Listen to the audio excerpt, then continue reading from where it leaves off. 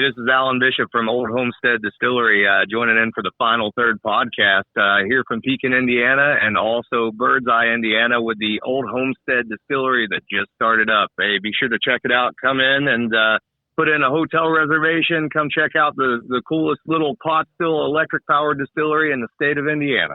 Coming to you from the award-winning Final Third Cigar and Whiskey Lounge, PCA's 2024 Best of Leaf Midwest Cigar Bar, Indiana's exclusive Aladino Cigar Lounge. It's the Final Third Podcast.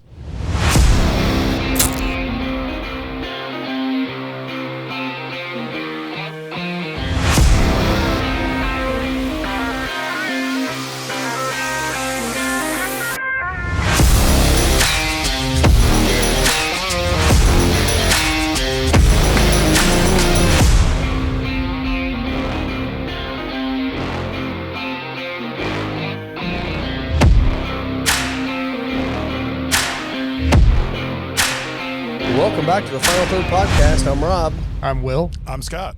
And I'm Mike.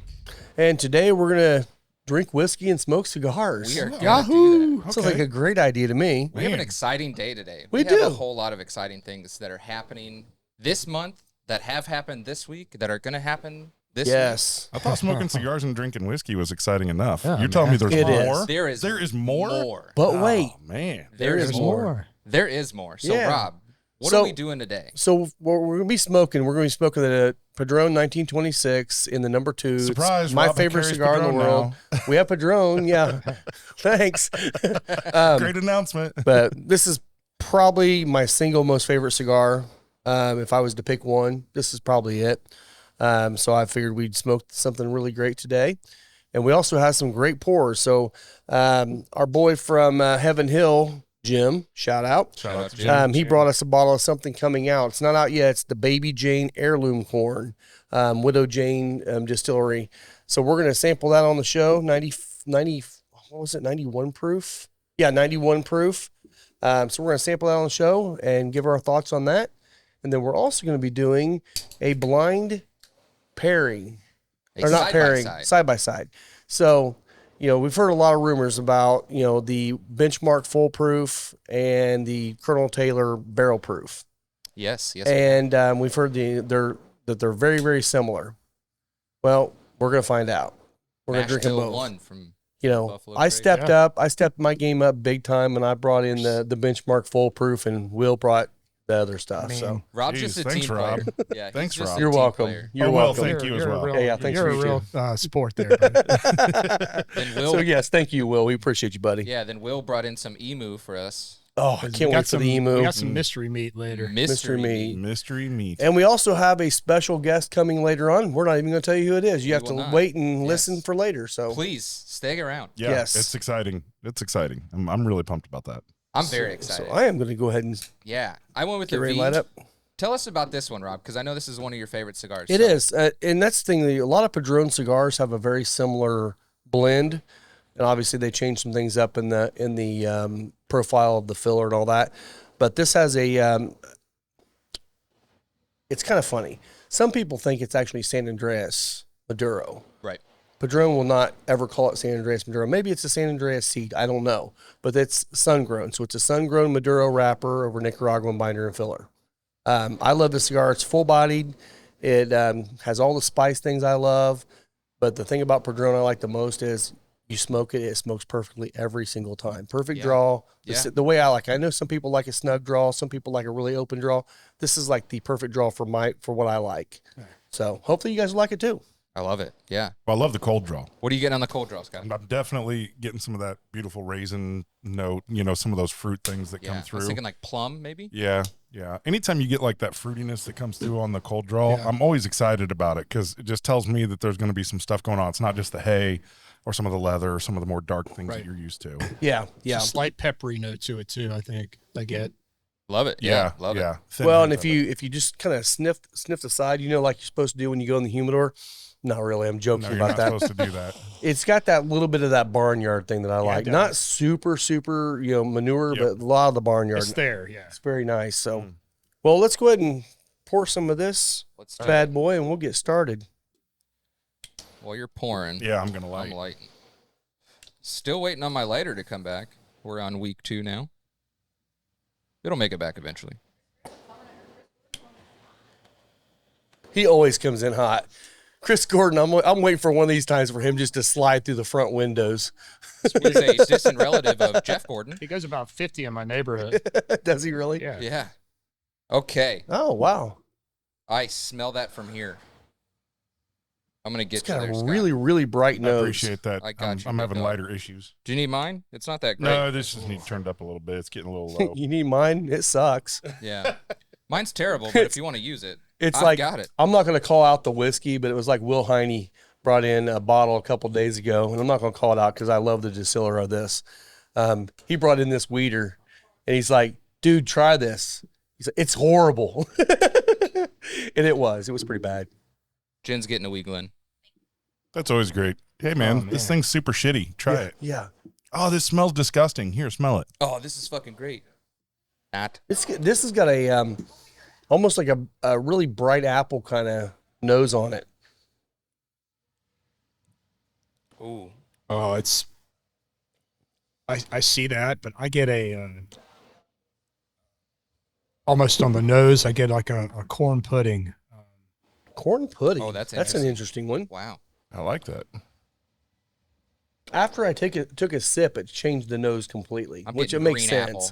That's what I was getting. I was getting that You kind of said bright bright apple. I was going to say, I would almost take it beyond bright green apple, and it's almost kind of a Banana. spring day out in the woods. It's There banana. you It's a go. little bit of that fresh, green. Mind you, that time when you were listening to banjo music walking through the woods, right? No, it does not remind me of that time. I thought we weren't going to talk about that. It reminds Thanks, Scott of Rob. green bananas.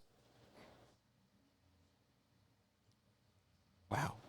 Yeah, I like this. Like, I do like I it. haven't tasted it I yet. don't but get I like the. I don't get that corn. I get a kind of a little bit of corn husk, but I don't get that creamy corn pudding on the palate at all. No, but on the back of the palate, once you've swallowed and it's kind of got there's a sound bite. It's Once definitely in the got back- that. Once it's in the back of your throat, Once and in then the you back of your swallow. throat, you swallowed. It's actually That's got what a she really nice, bright fruit note kind of going down, but it tastes hot. It starts off a little hotter than I would think at I 91, was thinking that too. but it could be first pour of the day too. And it doesn't taste like it's got a lot of rye content. No. Wait, this No, is it your does first not. pour of the day? Heirloom. I know. I started slow. Heirloom corn. We didn't start drinking in the morning today. We made it past noon. Oh, did we? Yeah. Oh, that sucks. It does suck. God dang it. Did you read the Jen, back of this? that was your job. Did you read the back Get of us this? drinking Jen. before noon. All right. So here's the back. It says, Baby Jane, in pursuit of perfection, we at Widow Jane grow our own unique corn varietal, baptized Baby Jane. This special grain delivers a depth and creamy I'll get you spiced later. finish Yeah. that is a rare treat for the most discerning bourbon lovers' palates. We start with the finest ingredients and distill them with care in New York and in Kentucky into an extraordinary bourbon. Okay. Thanks, Jen. Jen's serving over here, Joe. Jen Jen- started working. Works here now. We all work here. So This is good. This goes perfect with the cigar, by the way. I just took So when you take the first puff, do you normally retrohale on the first puff? I usually wait a Are you- couple and then I usually do it first. I always like the first. This Yeah. is such a spicy pop right off Whoa. the beginning. Yeah, Howdy, boys. it's very peppery. yeah, that's aggressive. Chris Gordon, everyone. That's nice. I teared my. We're made just my calling eyes you coming in hot yeah, now. Yeah. Yeah, so lots of heavy pepper on this Wow. when you Yeah. retro. Which that's kind of my jam. I like that a lot. Yep. Now it Yep. does the aggressiveness actually goes down a little bit once you get into it, but it does maintain that pepper on Well, the retrohale. to me, it's more like a pepper blend. Yes. I don't find It's it like to be peppercorn. Yeah, I was Yeah, gonna say. well, like when you get like the black, white, Oh, all that's of them. true. All of Yeah. them mixed. All of Yeah. them. It's Yeah. because like I'm getting a little bit of that crushed red pepper, You like just are, a yeah. hint of it, but the Yeah. black's there. But then you got the soft parts of the white, and yeah, it's kind of that whole pepper blend. It's really I like that. it's bright too. Like, Yes. Yeah. no, Yeah. That's a good adjective, but it's It reminds me a lot of that. You ever get the dark chocolate with the chili peppers in them? Yes. That's what it reminds me of because I still Oh, get that it's dark my favorite. chocolateness with the spice and everything too. So, Yep. so Chris is going to make us all feel really awkward by staring at us. This is great. What do you need? Great mouthfeel. The mouthfeel Great is mouthfeel. fantastic. Everybody loves Need a the cutter? mouthfeel. Here you go. Wow. Oh, you got okay. So, as you probably know by now, Padron is in the humidor. Mm-hmm. Yeah, that's a thing. 24 facings, right? Yes. Is that what you got? Okay. Yes. Yeah. Check out the Instagram page. Started some highlights on the top of the page. If you click on their subsections there, Padron, I think, is the first one on there. Eventually, you'll be able to see all 24 facings there and the breakdown. So Yeah. check those out. Stop by the shop. Try these out. Yeah, I mean, They're all really good. They've actually been, we've only had them for a few days, and they've already been selling really well. A lot of people trying them out. We've got everything from the family reserves to the 26s to the 64s down to the 1,000 series. And the So we 1,000 got a good series, I variety. think, is the more affordable They one. are, yeah. I mean, you're talking 10, what, $12? 10, $12? Yeah. So, I mean, that, and the they're good the thing about them same is, construction. They have the same, not the same, but they're very similar in quality. right. So like it's not like you're losing anything by going from $35 to $12. Right. Like it's still their brand. I'm assuming that, and I'll have to do some more research on it, but I'm assuming that the 1,000 series are probably a little less age on the tobacco before they roll them. Sure. That's one thing we were talking about in here the other day was, Padron does something different than everybody else. Most people roll their cigars, and they'll have the aged tobacco too. And then they'll roll the cigars and they'll rest them in a room for who knows how long. Some for a couple years, some for a few months, whatever. Padron, they pre-age everything, and when they roll it, they literally put the band on it, throw it in a box, and ship it. I mean, there's no wait, and I'm like, it kind of floors me that it doesn't go through that second fermentation, even with that extra age on it. That is, I mean, It's what's that say for their first fermentation? I mean, do you think Oh. that they're doing some different techniques with how they I don't know. put bales together? I don't know. They could be, or they may be rotating more. They may just be leaving them in the fermentation longer. I don't know, but it works. It really works. For those that don't know, because maybe you watch the show because you're a bourbon guy and you're just getting into, or girl, and just getting into cigars, you have to let these leaves ferment, age, and they put off some rather nasty, off-putting smells. Very bad ammonia. And yeah. lots of ammonia, so things that will negatively affect the cigar. Yeah. And when you go to someplace and you see like a hand roller on the street or whatever, right? And you're down in Miami and they've got people all over there, or New Orleans, we've talked about that.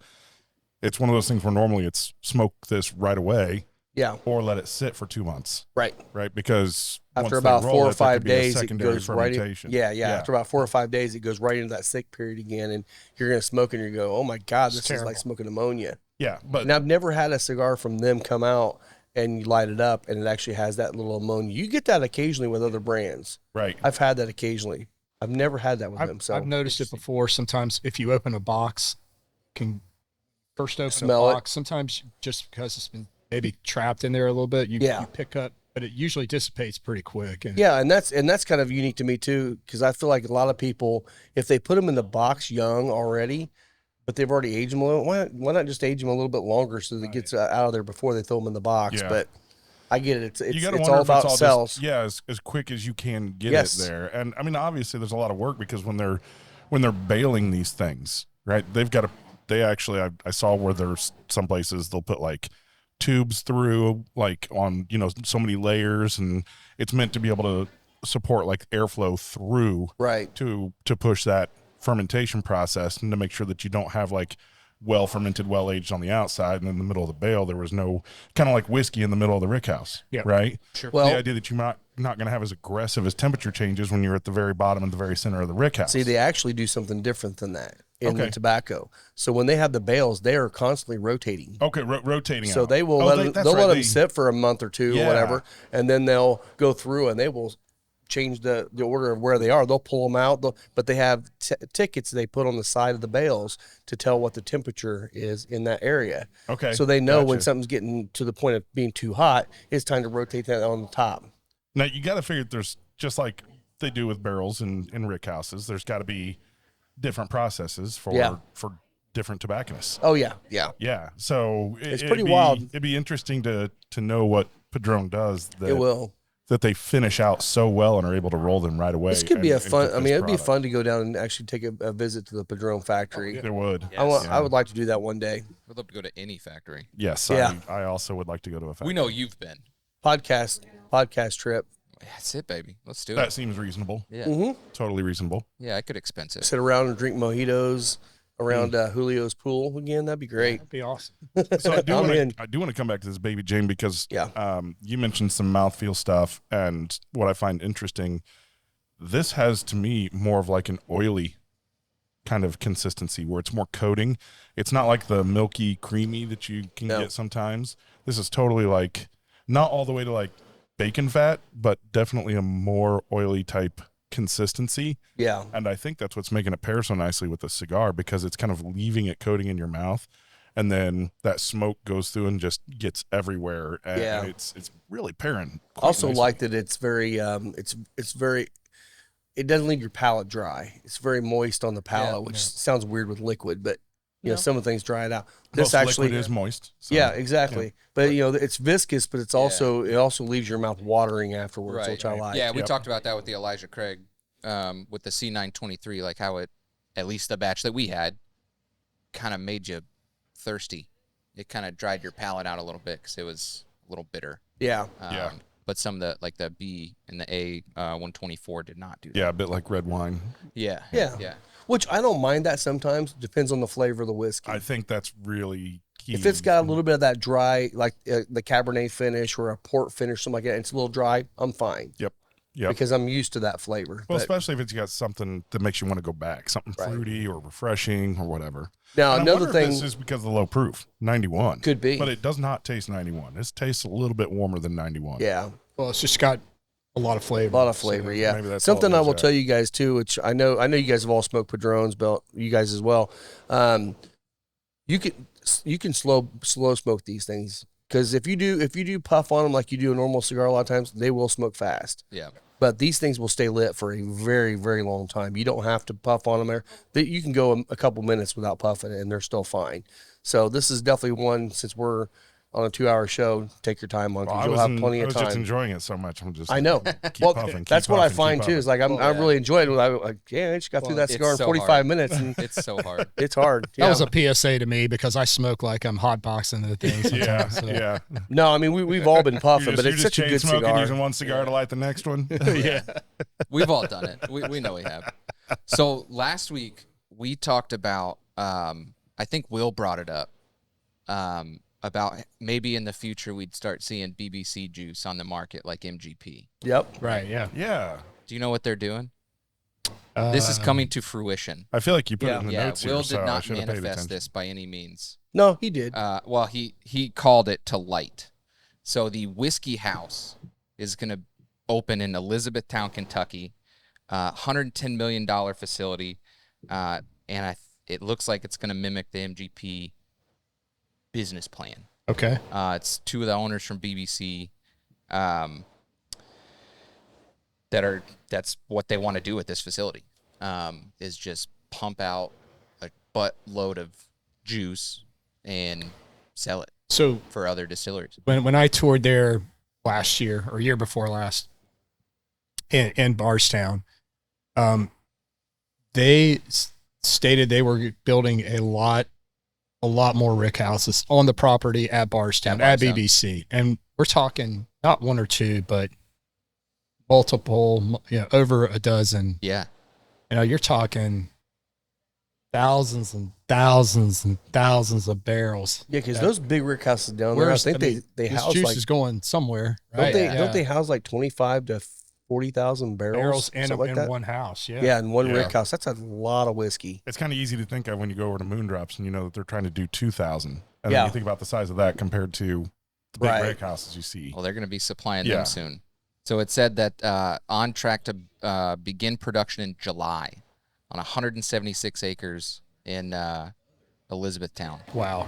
The only other distillery in Hardin County is Boundary Oak.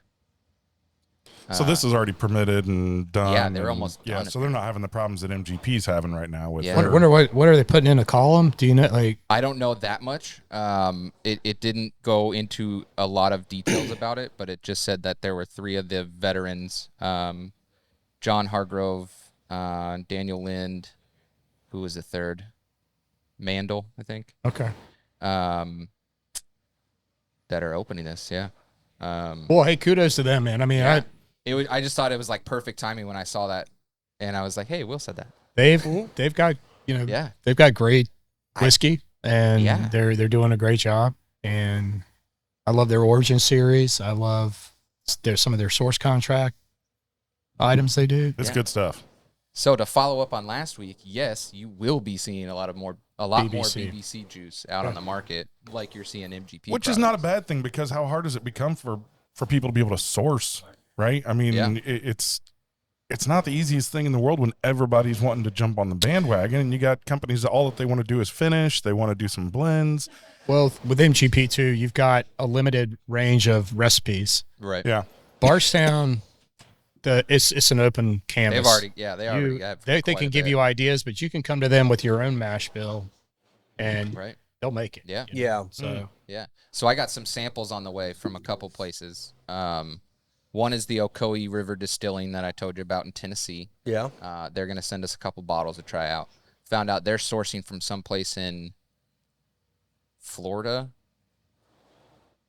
I don't remember where. I'll find out. Florida. Interesting. Yeah, somewhere in Florida. it'd have to be St. Augustine. Yeah, right? it has to be St. That's- Augustine. They're the one going to be doing that. That might be right. So they're sourcing from down in Florida to do their. They must be making a stuff. lot down there. I don't know. I've never I been kinda by wanna there.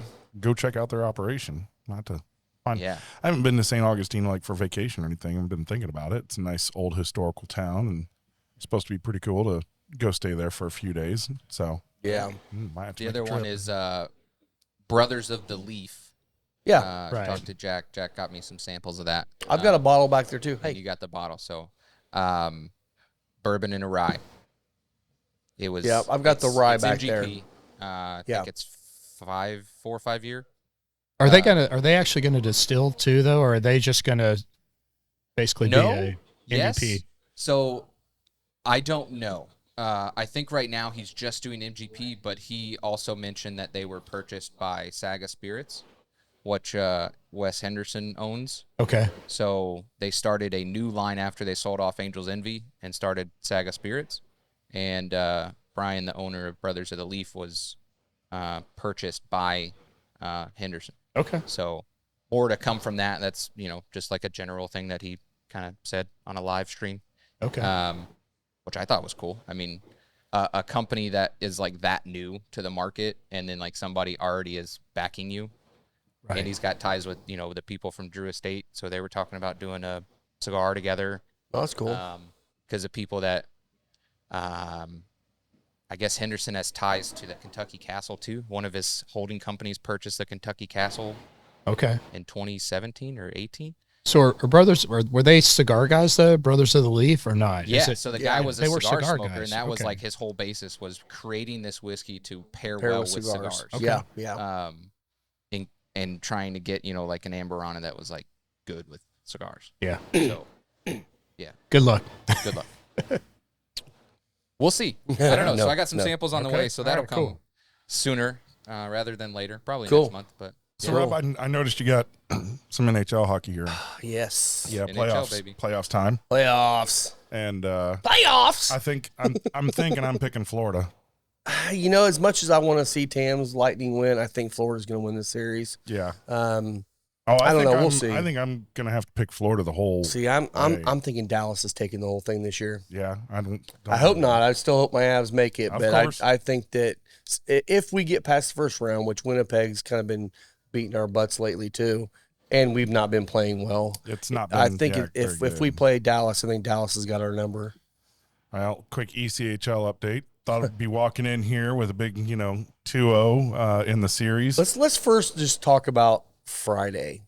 Oh man, Friday was a Massacre. gold day, Friday golden we beat day, the man. shit out of Wheeling. What the was Indy it? 2 Fuel. minutes in the game, and they started fighting. Yeah. And who was it that It was Bulmer against Bulmer. Lee. Bulmer beat the hell out of that guy. Oh, Lee's right eye was completely black last night. He and just I kept was giving him shit. undercuts, back of the It head. It He was finally- crazy. It was one of the best fights I've as far as like actual fighting Oh, it and was landing great. punches. It's definitely one of the best I've seen. And I will say that other kid, he kept fighting. He did not go down. And the funny thing about it was, I don't know if you noticed at the end of the fight, Bulmer was just killing him.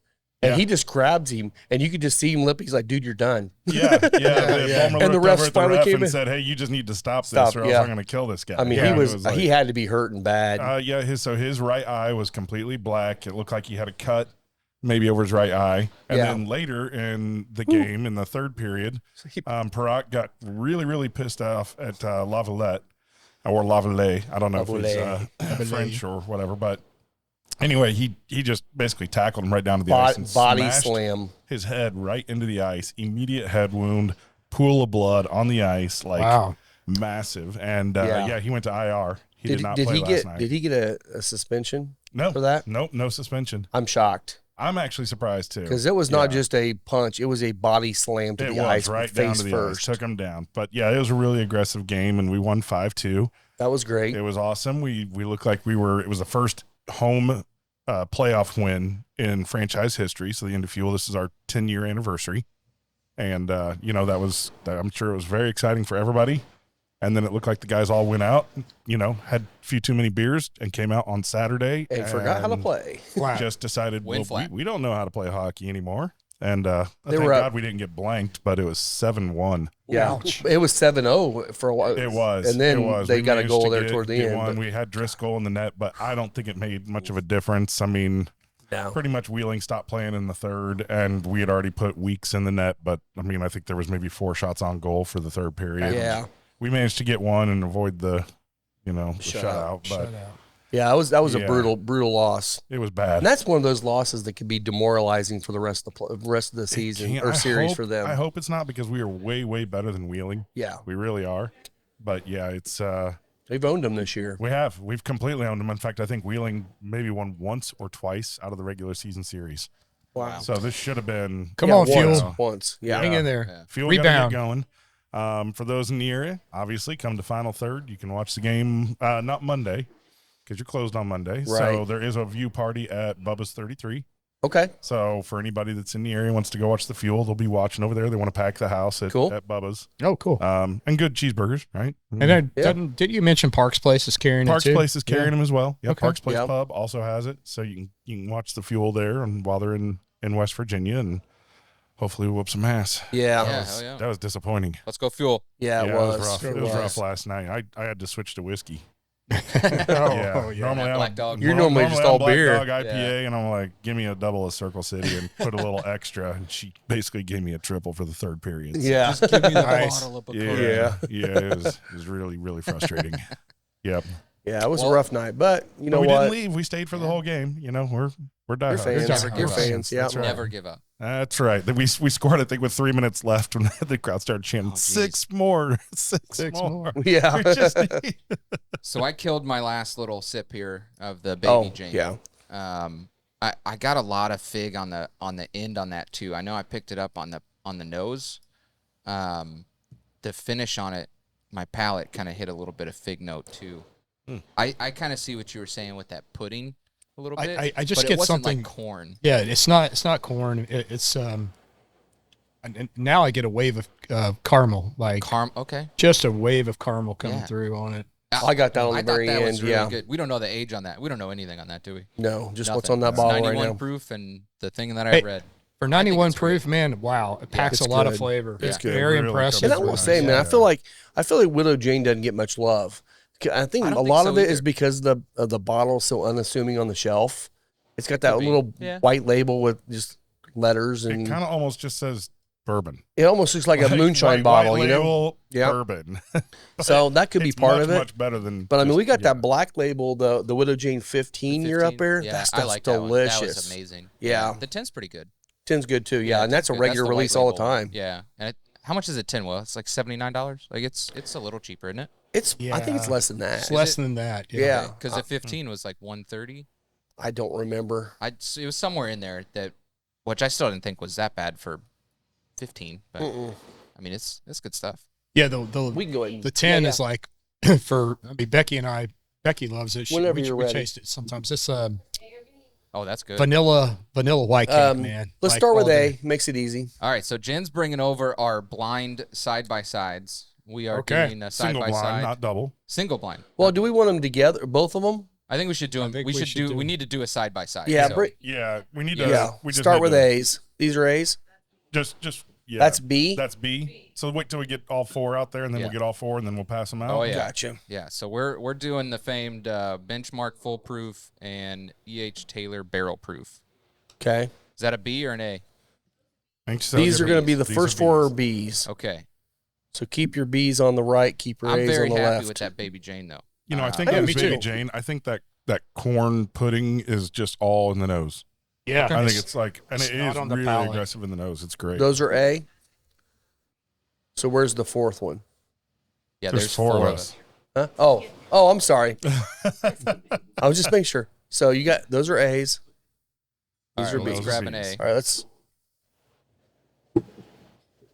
So Here's A. your B. This is my B. Okay. Here's This a a B. B? This is A. Here's a B for you, The Scott. Okay, here's Yep. A. So keep your B's on the right, A A's on the left. B on the right. B on the right. So you handed me a B. This is That's A. an A. Right? What did you say? B on the what? B on the right, B A on the right. left. Okay. Just A B, A B, A B. What would appear to be the darker on the left? Is A. It's A. I need a I need B. A. Thank All right. you, ma'am. Wow. Yeah, that is a Well, little darker. The nice thing is, I mean, it's a little darker, but Very which similar. tells me we already know what it is. Likely. But not a substantial change in color for the No. amount of years difference. It's subtle. Yeah. So again, this is Benchmark Full Proof, everyday bottle. I think MSRP is $18.99. I got mine for $15.99. You can find it cheap. I bought mine for 28 in North Carolina at ABC. Yeah, which is pretty high for that bottle. It was. but it's still great. So all right, so we're gonna start with A or B. Let's start with A. A. Okay. A's on the right, correct? No, ours wasn't. Here we go. Actually, we could just do nose of both. No, just fucking with everybody, Jen. Already getting a little bit of vanilla. The noses are very similar. Damn, the noses are They're almost exact. strikingly similar.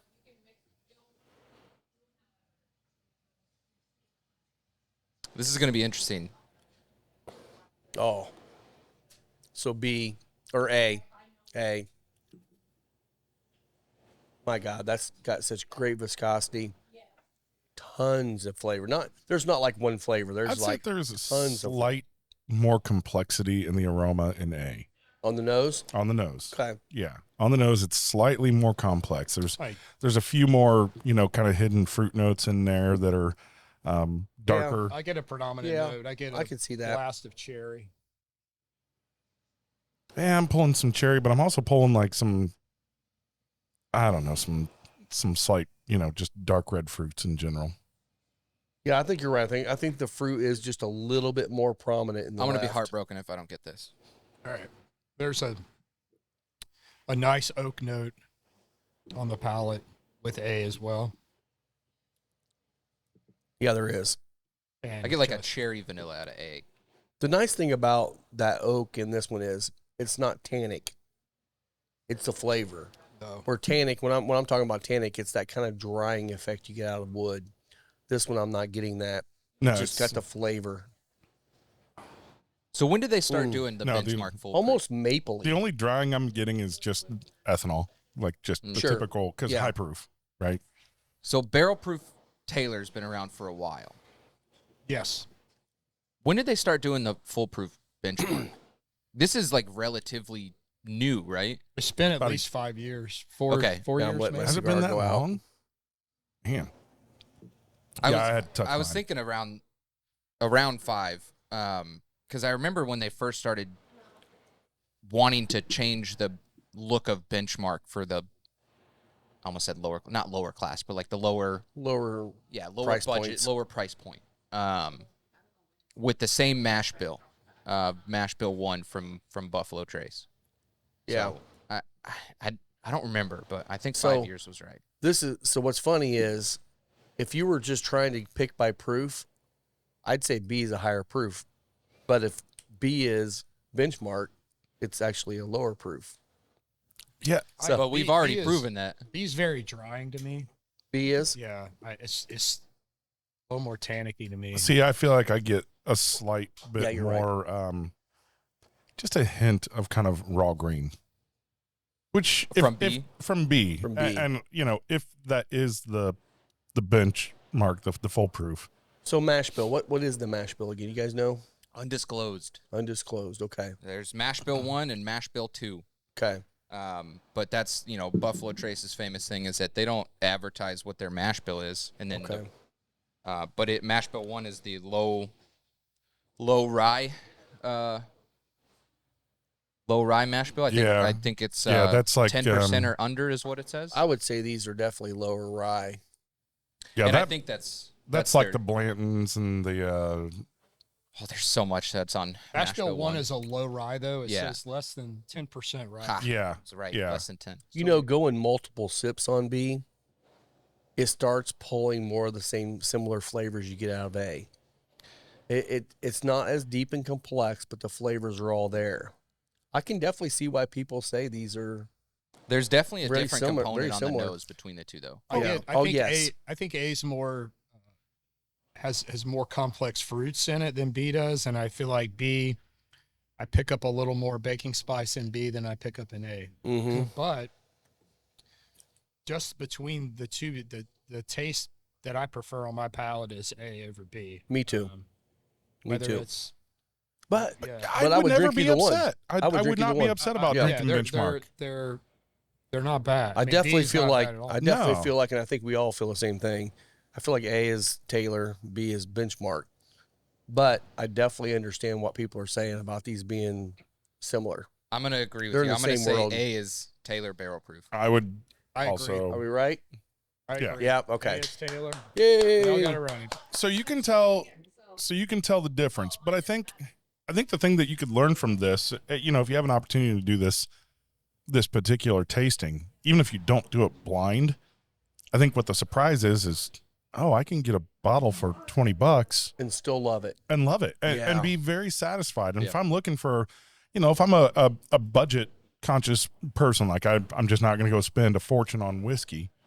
Hey, look, you can go get a really good whiskey for $20. You don't And- have to be searching out there for something that's $2,000 and saving Yeah. up. And And it doesn't have to be a 20-year product. It doesn't, No. it doesn't have to be 150 proof for it to be the best bourbon ever. Like it's, you like what you like, but try it. And I would venture to say, you've got a bottle of VH Taylor barrel proof. You're not going to want to make an old fashioned with it. No. It's kind of blasphemy. Yeah.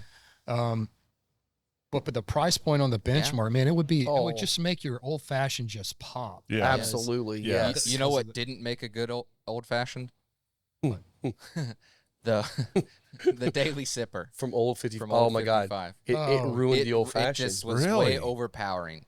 It was Yeah. not great. Well, I think that you want to have, I think with that bourbon, it's very corn forward. Yes. And I don't think that goes, I don't think The any corn sweetness forward on- burban goes well Yeah. with With old old fashioned. fashioned. You Nope. need the spice. And See, and there's we some, tried it just to there's drink something in that pour that I don't like. There's a flavor note that I don't like, and that was the flavor note that came through even in the old fashioned. It was the only thing I don't like about it was that one flavor, and it just Yeah. turns me off every time. So I'm trying to think about what would work with a very grain forward corn specifically. Like what Honestly, kind of maybe, cocktail? Maybe a Manhattan I was thinking that or Manhattan maybe or a a sour. Like a sour. whiskey Sour would probably I bet work a sour would be awesome. because the acidity would kinda- knock it down. Yeah, maybe mellow it out a little bit, but I don't know. We'll have to play with that. But Yeah. So Well, it's the- kind of interesting because like the just slight hints of kind of raw grain here, right?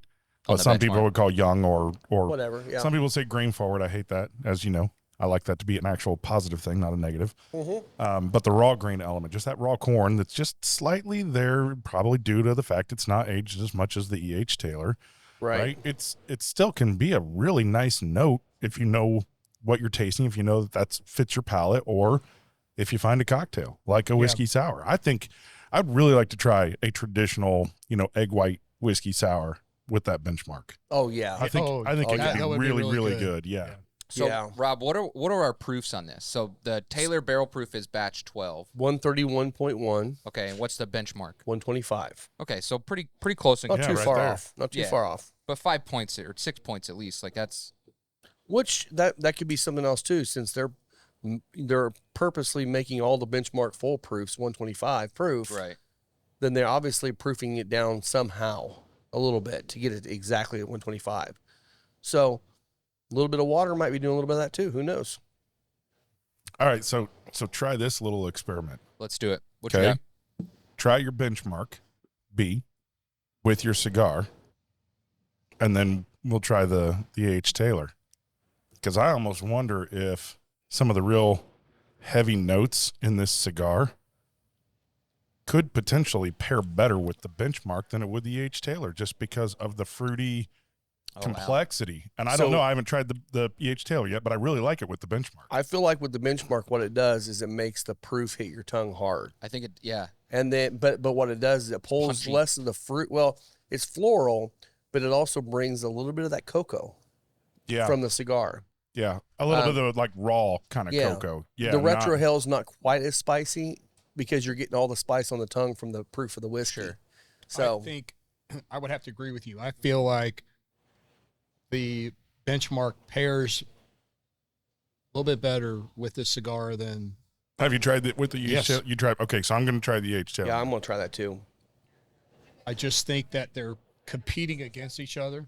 What? That's what I'm afraid of. That's We what don't have that's egg honestly what I'm afraid of. You gotta. I think yeah. the benchmark Yeah. drinks hotter, and I think that might be why. Well, Uh, do you guys want to try a benchmark sour or whiskey sour without egg white? 'Cause I don't have egg I'm up white for here. anything. Yeah, sure. Sure. Yeah, go Yeah. ahead. Go Yeah, ahead and make us snag the one. benchmark. Yeah, So the just barrel make proof, one in one glass and we'll share the it. H. Taylor barrel proof was like, it wasn't the first bourbon I ever had. That was Kentucky Gentleman. The very first thing that like got me into bourbon was E.H. Taylor barrel proof, and it Yeah. was a bottle that Jen got for me. I don't know, 15 years ago, 10 years ago, somewhere in there. It was a gift to her, and she was into bourbon before I was, and this was like the first thing that we had ever tried together. So like, after I figured out like what it was, I knew I was like fucked. I was Yeah. ruined after that. Like, You're this done. is a horrible bourbon to Begin with. begin with. Yeah. Especially now, because it's way harder to find now than it was 10 years ago when it was on the shelf for $79 at Total Wine Yeah. every day. Now it's, $250, if that, in a retail. Well, I'm going to tell you, I completely agree with you.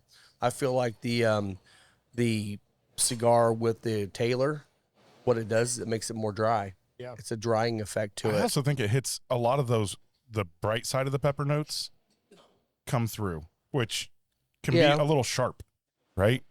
I think I like it better with the benchmark, I think I do too, which is which is odd. bizarre, totally bizarre. Now, I mean, I will- normally you're like Now, I comparing. will you're going, say, we're mincing a little bit here because it's We are. absolutely delicious with both. it is, Yeah. yes. But There's nothing wrong with either We're of them. splitting hairs. Oh no, I here. think We're if you splitting liked that the kind of the bright white pepper Mhm. note, right, that comes out, if you like that to be a little bit more forward, then I think you're going to like the EH Taylor. But I There's- think some of the low notes, Yeah. right, come out when you have it with the benchmark. there's All such a strong oak note in the E.H. Taylor that I Oh, it's like, very, yeah. but it fights against the cigar, and Okay. I that's what I feel. Too like. oaky. It's, Yeah. It's not too much oak. it's not Well, too it's- much oak. No, I'm just saying it fights with the cigar a little bit. Yeah, a I little think, drying. so. So Well- we've got our benchmark sour here. So So let's Give sit that a through this shot. really fast because we got to make a phone call. Oh yeah, we do. Yeah. See, I don't think I like this one as much. I think if it was the egg white because the frothy, The egg white gives it that Yeah. creamy. it gives it that But it's creamy not frothy. bad, It's though. not bad. Yeah. It's not bad. I don't but hate it. I don't hate it. No, I don't either. It's Now I will say shout out to Courtney down at Fox Garden. Shout out, Courtney. Her Courtney, yeah. her sour that she makes, the New York sour, where she does the egg white and then she puts a splash of Cabernet on top. Oh, yeah. Oh, my God, man, that's that was thing is delicious. so good. Yeah. Go check out Fox Garden. Yep. New executive chef. Do you remember his name, Will? I already forgot his name. I'm sorry. Go to Fox That Garden. does work with that though. I don't It does. sorry. I don't It remember does. his name. Wow, we went except for Amazing the shot mystery program. meat discussion, which we didn't really talk. We just kind of glossed over. We'll get to that. We'll get back yeah, to that. we went 45 minutes before talking about food. Yeah. That's cool. Hey, Nice job. that's a new That's a record. record. It's a new track record. Let me make sure I'm still connected. I'm connected. I'm going to make Okay. a phone call right now. All right. Final Third Cigar is Indiana's exclusive Aladino Cigar Lounge. Come to Final Third for a selection of over 20 different Aladino cigars, including the Cameroon, a wonderful cigar with nice light flavors. Make sure and visit Final Third, the Aladino exclusive cigar lounge for Indiana. All right, well, we got our special guest with us today. So I know we teased that a little while ago. So, Yeah. Rob, who we got with us today? Yeah, so we have Alan Bishop on with us. So you guys know Alan from one of our barrel picks we did here, the hazmat brandy we did, absolutely delicious. But we have Alan on. He is actually starting a new venture. So Alan, welcome to the show. Yeah, man, glad to be here. Thanks for having me on. Yeah, so tell us, who are you going to be working with? Yeah, so I'm working with a new startup distillery called Old HomeStead over at Patoka Lake. So it's brand new from the ground up sort of thing, and there's a lot of cool stuff going on there. Not just the distillery, but we've got a 28-room hotel. Of course, we're right there with the lake as well. It's incredibly clean lake. Limestone aquifer. All kinds of chances for people to come out and hang out and enjoy the lake, and there's all kinds of resources there. There's a winery. They've got 24 slushy machines if you're into that sort of thing. Nice. There's a gas station right there. You can pick up all the stuff you need for camping. They've got land cabins, floating cabins, pontoon boats. It's a whole thing, man. The whole complex is called Alcohol Acres. There's also a brewery there. Oh, that's awesome. Alcohol Acres. Now Alcohol Acres. I am excited. Yes. That's like destination for me. I think we're moving the show. I don't think you understand how much I drink. Yeah. It sounds like everything you could ever want to do, but the cool thing about it too is, there's plenty of opportunities there for, family fun as well. It's not just the alcohol. Of course, the alcohol is a big part of it, but there's all kinds of fun stuff there to do at the lake, going out and fishing and swimming and all that stuff too. So, Alan, is this located near the Patoka Marina there? It looked like on the website it kind of might have some similarity or association or anything. Is this right there in that marina area? Oh, that's awesome. Same ownership group. They rent out pontoon boats and all that stuff too. Yep, it's all part of one overall thing there for sure. Awesome. Well, I've been watching some of your progress, and it's pretty cool that you have this nice. To me, it looks like a brand new building. Big building, lots of space, and you're putting your stuff in there and getting everything ready. Huge.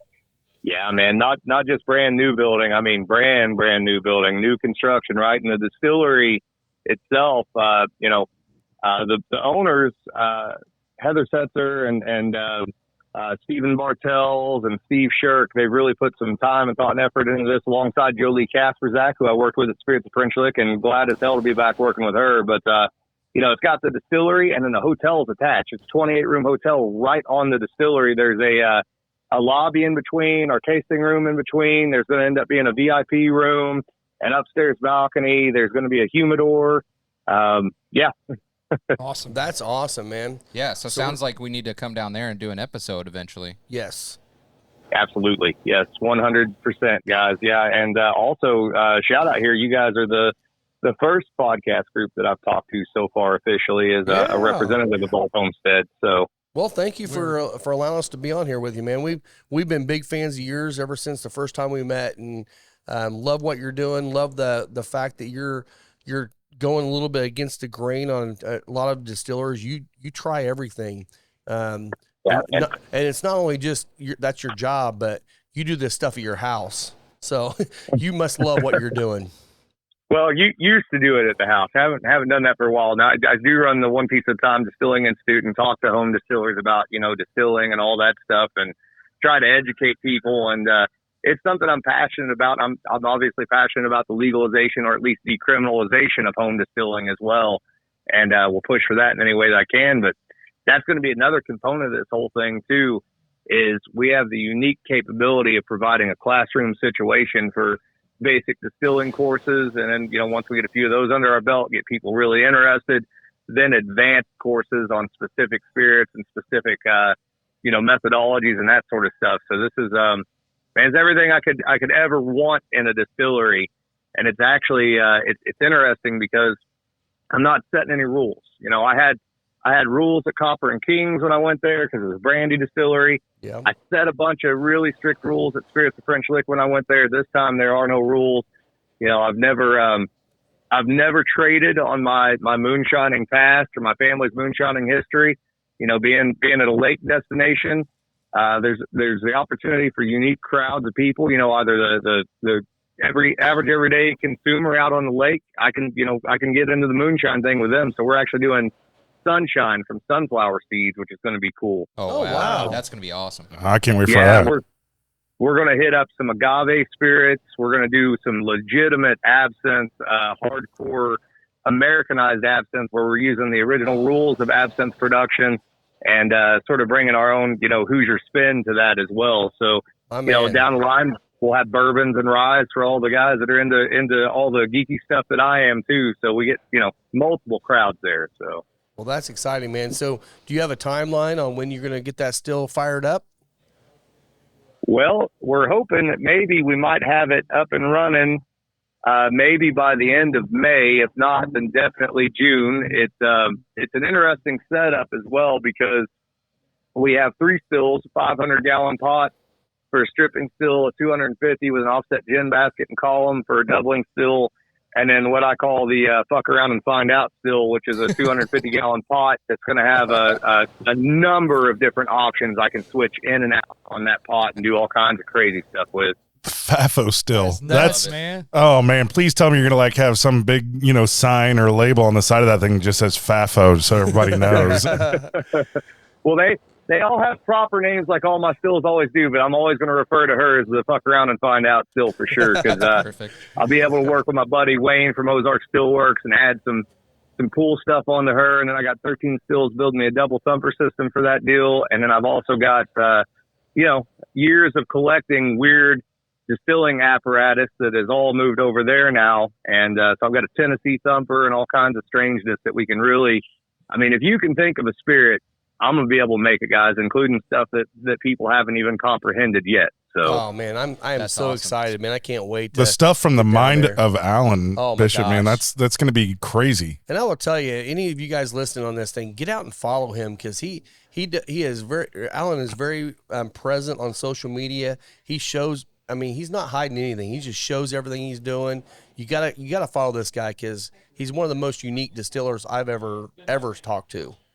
Yeah, thanks, man. you Yeah. can find him at the Alchemist Cabinet Yes. Mhm. on Instagram. And you guys make sure you check out the Patoka Lake Marina Facebook pages and social media, as well as Old Homestead. Go out and like Old Homestead, share that thing. You know, this is one of the things I'm really excited about, other than not having any rules or anything like that and doing classes, is that this is really a unique opportunity, you know, being associated with a tourist attraction and a great facility in general. I don't have to cater to any one audience, right? This is for everybody. You don't even have to drink to come enjoy it. You know, you might be interested in coming to a distilling class, even if you don't drink, just because you like the idea of distilling and you want to learn something about it. So, Absolutely. Yeah, I'll say if you haven't been down there to Orange County area and Lake Patoka and I mean it's absolutely stunning. It's a beautiful lake. It is, and it's a big lake. I Yeah. mean, it's monstrous. You hit And I up the will say, marina, man, you rent a boat, and you go out for the day. It's There's a great some time. great fishing on Patoka too. Yeah, So There if you're are. a fisherman, get down there and fish. there were some guys out the other day on the shallow side of the lake, and they were actually out, you know, and their waders, they were doing some bow fishing, which looked like a blast to me. And there's a couple of, I haven't had a chance to get around the lake too awful much yet, but there are a couple of eagle's nests that are over there that you can see from the road. And it's an absolutely gorgeous location. And cool enough, it's, you know, it's in the Black Forest, which means I'm now associated with distilling in 4 of the 6 counties of the Black Forest. So I've had, you know, Orange County at French Lick, Crawford County now with Old Homestead. I've got up in Lawrence County, I got the Spring Mill Distillery that we're trying to get online as a historic distillery, and of course my moonshining background in Washington County. And check this out, guys, you love this. So there's a brand new distillery that will be opening in Tell City at some point in time in the next year or so. A little bitty place, only 50 gallons still, but associated with what's called the Poorhouse Brewery and also a winery over there. So, you know, now Orange County, Crawford County, Lawrence County, and Perry County all will have a distillery. So we're 2 counties away from having a distillery in all 6 of the original Black Forest County. That's awesome. Wow. That is awesome, man. You are the alchemist of the Black Forest. There's no doubt about Absolutely. Yes. So tell us, Alan, about what's coming up with what you're going to distill. Obviously, you got a lot of experiments, a lot of opportunity, the moonshine background. It takes time, right? It takes a lot of time to be able to age things out in terms of barrel stuff. So bourbons and rye. Kind of what's the game plan here? Is it start off with moonshine? Are you going to source anything and do some blending so we can taste so what you do there? Is it all going to be just your distillate? What's the game plan? Well, I think there's a couple of different things that we're probably going to do. Hold on just one second, guys. I apologize. No worries. Fine, man. All I wanted to hear him say is no goals. no goals. No goals. My favorite commercial on TV right now. Oh, yeah. What's that goalie's name from the Predators? Honestly, I don't know. Oh, man. Yeah, I know it's the guy from the During Predators. the commercial, what happens is that. Hey, sorry, I'm outside. My mom just went around and honked at me and wanted to talk. So It's all good, man. It's all good. Yeah, in terms of what we're going to do, right? So, like I said, it's going to be a little bit of everything. Now, starting out the gate, obviously, young distillery. Here's something really cool for you guys. So, we partnered with, because I did some consulting with these guys the past few years here, and we actually partnered with Moondrops Distillery. I'm pretty sure I'm allowed to say that at this point. And we laid out mash bills. So we didn't just contract distill. We laid out mash bills process, gave them the yeast and the unique grains, specifically some grain from Sugar Creek Malt Company, as well as some corn. It's a sister line to the Amanda Palmer corn I use at French Lick. I have a Flint version of that that's called the Elise corn. So we actually have some barrels of whiskey, various different things, rye whiskey, 2 different bourbon mash bills, and a single malt mash bill. I don't remember how many barrels of that we have laid down, but it's a decent little amount, and some of it's a little over, I think, 2 years old now. Now, in terms of Indiana law, we can't currently put that into a gift shop because we didn't 100% produce it ourselves. Now, I would argue that, if I laid all this stuff out and these guys were willing to let me watch quality control over it and they use my yeast, my grains, etc., I don't really see how it's not ours, but that is what it is. So we're actually looking, it looks like that law, that 60-40 law where 60% has to be yours from start to finish and 40% can be purchased, might be on the verge of changing. So we might be able to get that in the tasting room.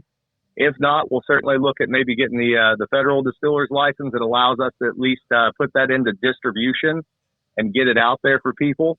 So there's 4 aged products right there. Some of it, some things we'll do it 2 years, some things we'll do it 4 years. We're not going to use any cheap. There's not any rapid aging going on here or anything like that. We're going to do straight up white moonshine. We'll do some flavored moonshines. We've got prototypes of several of those. And there's the one rule I did lay out on the flavored moonshine was the deal is if we do flavored moonshine, it has to be a flavor that if you walked into an 1880s, 1890s apothecary that sold hard candy, it has to be one of those flavors, right? It has to be something legitimately Old Homestead in that term. Oh, whorehound. That people would identify with. You got to go whorehound. Agave Alan. spirits, we're probably going to do 2 different white agaves, one of which is just going to be a straight up, simple, light white agave. The other one is a tribute to mezcal production because there's a cool story to be told between the similarities of the distillers in the Black Forest of Indiana and their apple brandy, and it's taken 7 years to raise those apples. The fermentation process with the wild yeast that they were using, being very similar to what mezcal producers use, the pot still distillation process.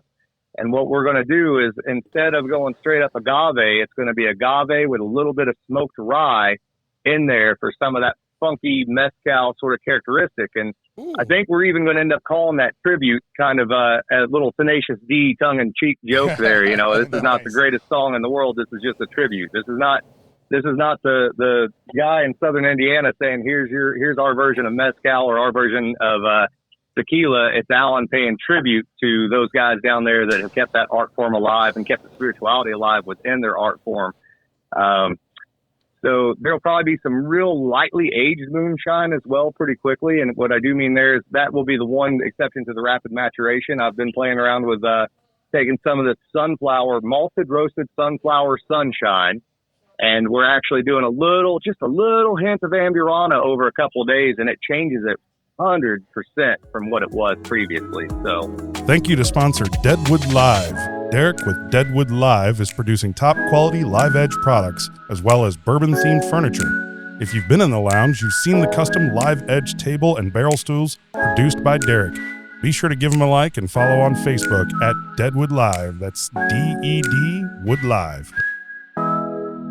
Gotcha. Where'd I leave off at? And I'll jump back in. I think you were talking about a Jack Black collaboration, right? Some point in the future there. You mentioned some Tenacious D, so yeah. Right. Yeah. Jack Black, if you're listening to the podcast, because obviously we know you're an avid fan. Well, of course, yes. I will tag Jack Black. One of our other most popular videos is when I tagged Neil deGrasse Tyson, and for some reason that one exploded. Well, I was just saying, Alan, though, but you've got to be like a kid in a candy store. We can all hear the enthusiasm in your voice, and we're super excied for you, man. This is going to be an epic journey for you.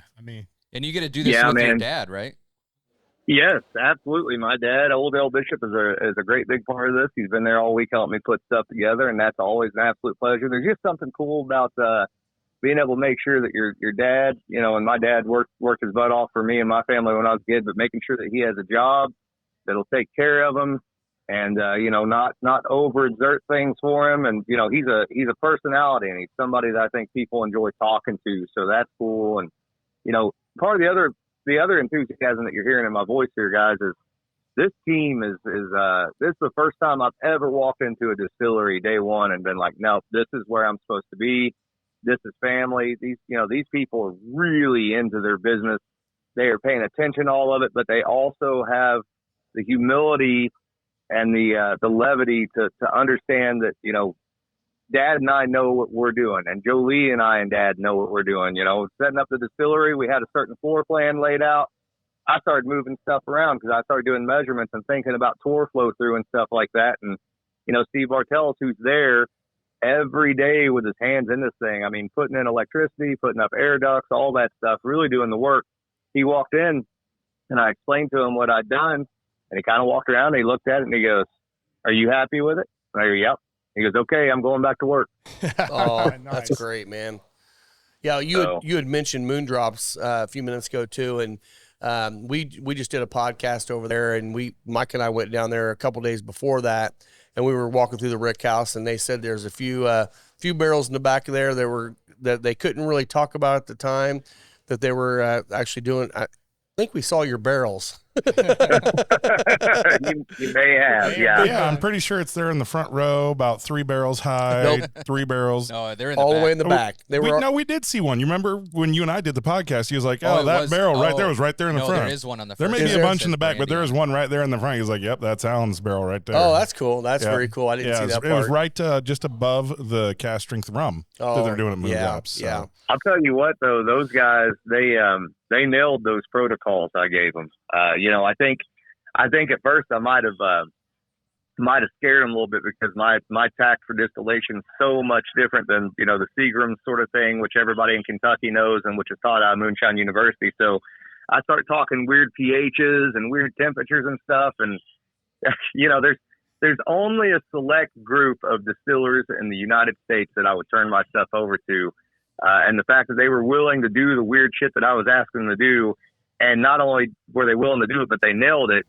And I'll be the first to say this, and I know those guys feel the same way. I think they're great distillers. I think what's in those barrels, it's reflective of Old Homestead, but it's also reflective of Moondrops and their skill and their knowledge and their time and their effort. And I'll just tell you, we're not, what I make is not going to be exactly what they made. Right. And It doesn't need to be, as long as you tell that story and you tell it honestly and people understand that. Nope. This is two groups of friends at 2 different distilleries that got together and did a thing to help each other out. So that's one of the things I love about most of the whiskey industry, just like the cigar industry, that the different brands, they work together. They realize that it's a small enough industry, even though they're both big industries, small enough industry where you gotta be in it with each other. 'Cause both tobacco and alcohol have so many regulations and stuff. You got to work together, because if your guy down the street does a really good job and you're doing a really good job, all you're doing is benefiting each other. And I love seeing that in this industry. It's one of the industries that I think that's one of the things that drew me into both these industries was the collaboration, the brotherhood that happens within the industry. So that's awesome, man. Yeah, and Mark over there at Moondrops, I mean, he's similar background with doing the moonshine and stuff. So when we talked with him, he had a lot to say about why he got started and like what kind of propelled him into doing distilling in his current forte. So I think that's awesome. Yeah, and Alan, if we can get a podcast with you and Mark at the same time, man, I think that could be fun. I think that would be entertainment. We could talk about anything. It doesn't even have to be whiskey and cigars because I think that would just be entertaining for everybody. I love Mark to death. I love talking to him, and I'd be glad to do that. And in fact, we've even had him on a Distillers Talk podcast in the past with Christy Atkinson. But yeah, I would love to do another one with him because he's a character for sure, and he says what he thinks, and I like that. So. Yeah, he doesn't mince words. No, at all. No. So you'd mentioned the hotel and all the stuff around there. Is everything there open other than the distillery at this point? So yeah, the distillery and the hotel are the only two things that aren't open. The brewery's open, the winery's open. I believe they just opened up the marina for the season this past week, maybe. Okay. I still don't know a lot of the details on the marina and that kind of stuff. I'm kind of learning as I go, but gas stations there open. It's got fishing poles and all the stuff you need to go camping, go fishing. It's got those big inflatable damn things that they sell that you can that I would die on if somebody tried to drag me across the lake on it. So. It's a cool operation. The slushy machines, I know they're up and going over there on the winery side. And they make some great fruit wines over there for sure.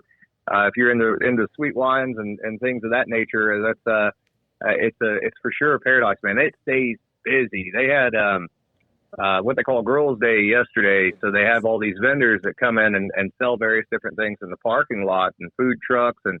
Man, that place was crazy how busy it was.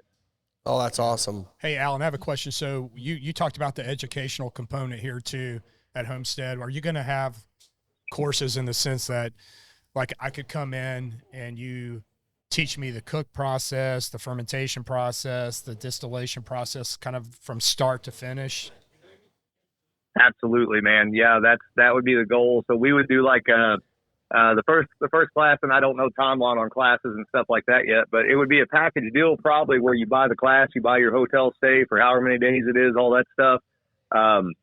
But most likely, the first set of classes we do just be 101. It'd be real basic fermentation stuff, maybe a sugar shine, maybe we would talk about grain conversion a little bit, take you through, some of the aspects of fermentation and specific gravity, yield, pH, all that stuff, and demonstrate that, and then a distillation on top of it with some sensory analysis, how to do your cuts and that stuff, and then once you do those classes a few times, you kind of build that up a little bit, very much the same way I give out information in my books from the Alchemist Cabinet or in the One Piece at a Time videos.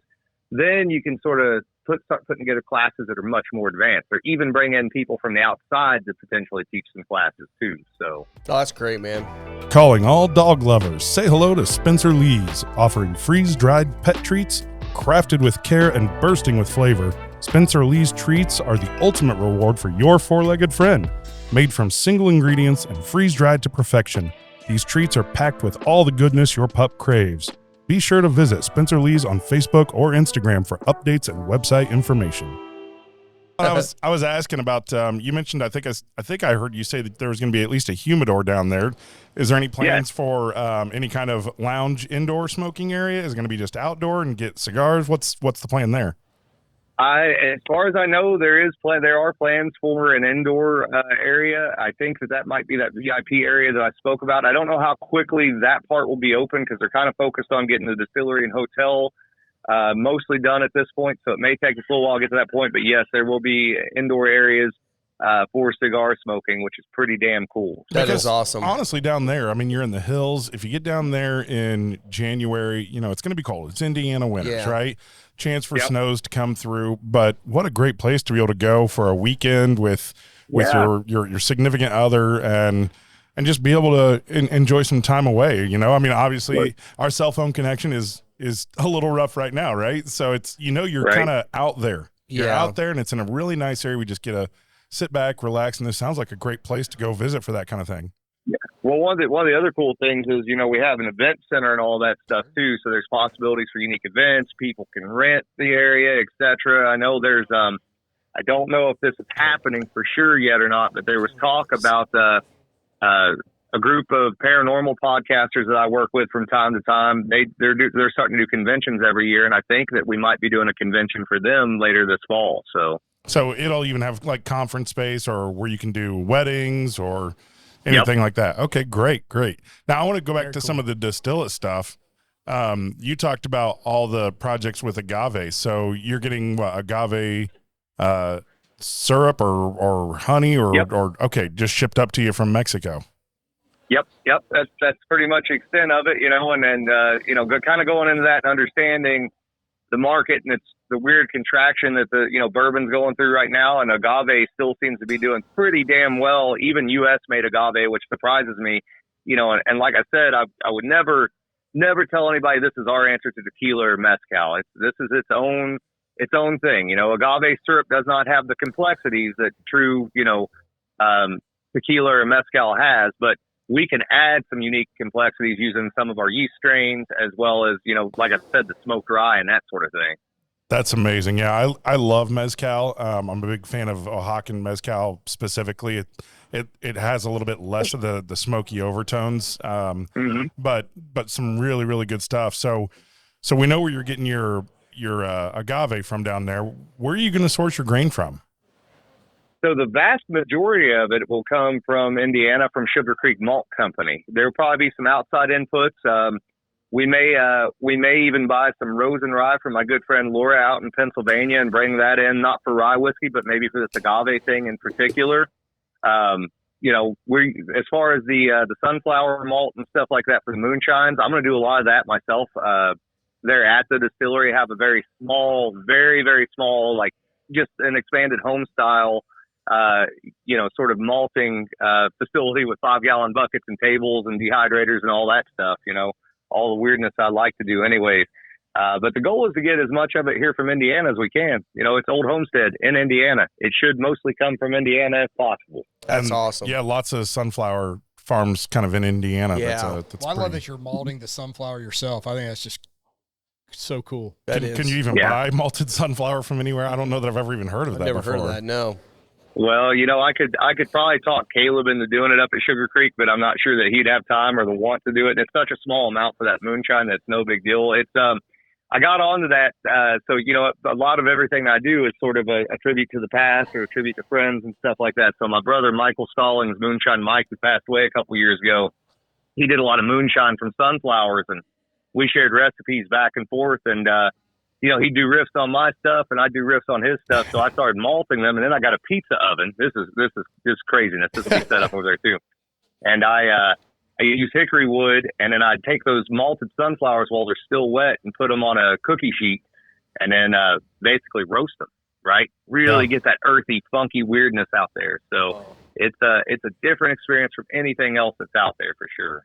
So, Alan, I was asking, have you done anything with persimmons? I've had some really good homemade persimmon wines in Indiana where they're growing persimmons locally. Have you done anything with that? I know you have obviously a big background with apple brandy, and anytime you get into those fruits, always some interesting stuff that can come out. Have you done anything with persimmons? I have. It's been a long time, but me and my buddy Mike Dunn used to do some persimmon wine, and it was always pretty decent. Now, Switzerland County, and we did some brandy as well, but I never could get it it's real neutral. It's either real neutral or it goes real tannic if you leave any of the seed in contact with it. But I'll tell you, in Switzerland County, Indiana, that was the go-to in the 1800s was persimmon brandy. And I don't really know why, other than the fact that maybe it was light. They could drink a lot of it and they'd just forget about whatever was wrong with their day. I was over in the Brookville area, and my wife got lost while she was taking a bike ride. She thought that she was in the state park there and somehow crossed over a fence line, and then called me and said, "I don't know where I am. And she was calling from a guy's house where they were making persimmon wine that day. Yeah. Just walked up to a random house and ended up becoming friends with this guy. He's kind of a homesteader type guy out there. Yeah. And I was really, really surprised that I didn't know that persimmons were an Indiana thing. I know it was over near. Yeah. Southern Indiana, Southern Illinois, there's a lot of persimmon trees just growing right along the side of the road, man. Yeah. Just gotta beat the deer to them. Yeah. Right. Exactly. Right. Yeah. And this is what I feel like with Alan. Like, we're never know what we're gonna see from you next. And now that you've got, the no rules kind of thing going on, I'm just excited for what's going to come out of there over the next 5 years. I think it's going to be a place that a lot of people should be looking at as a destination to go. Will we and check see it out. the first Indiana Hoosier Cachaza?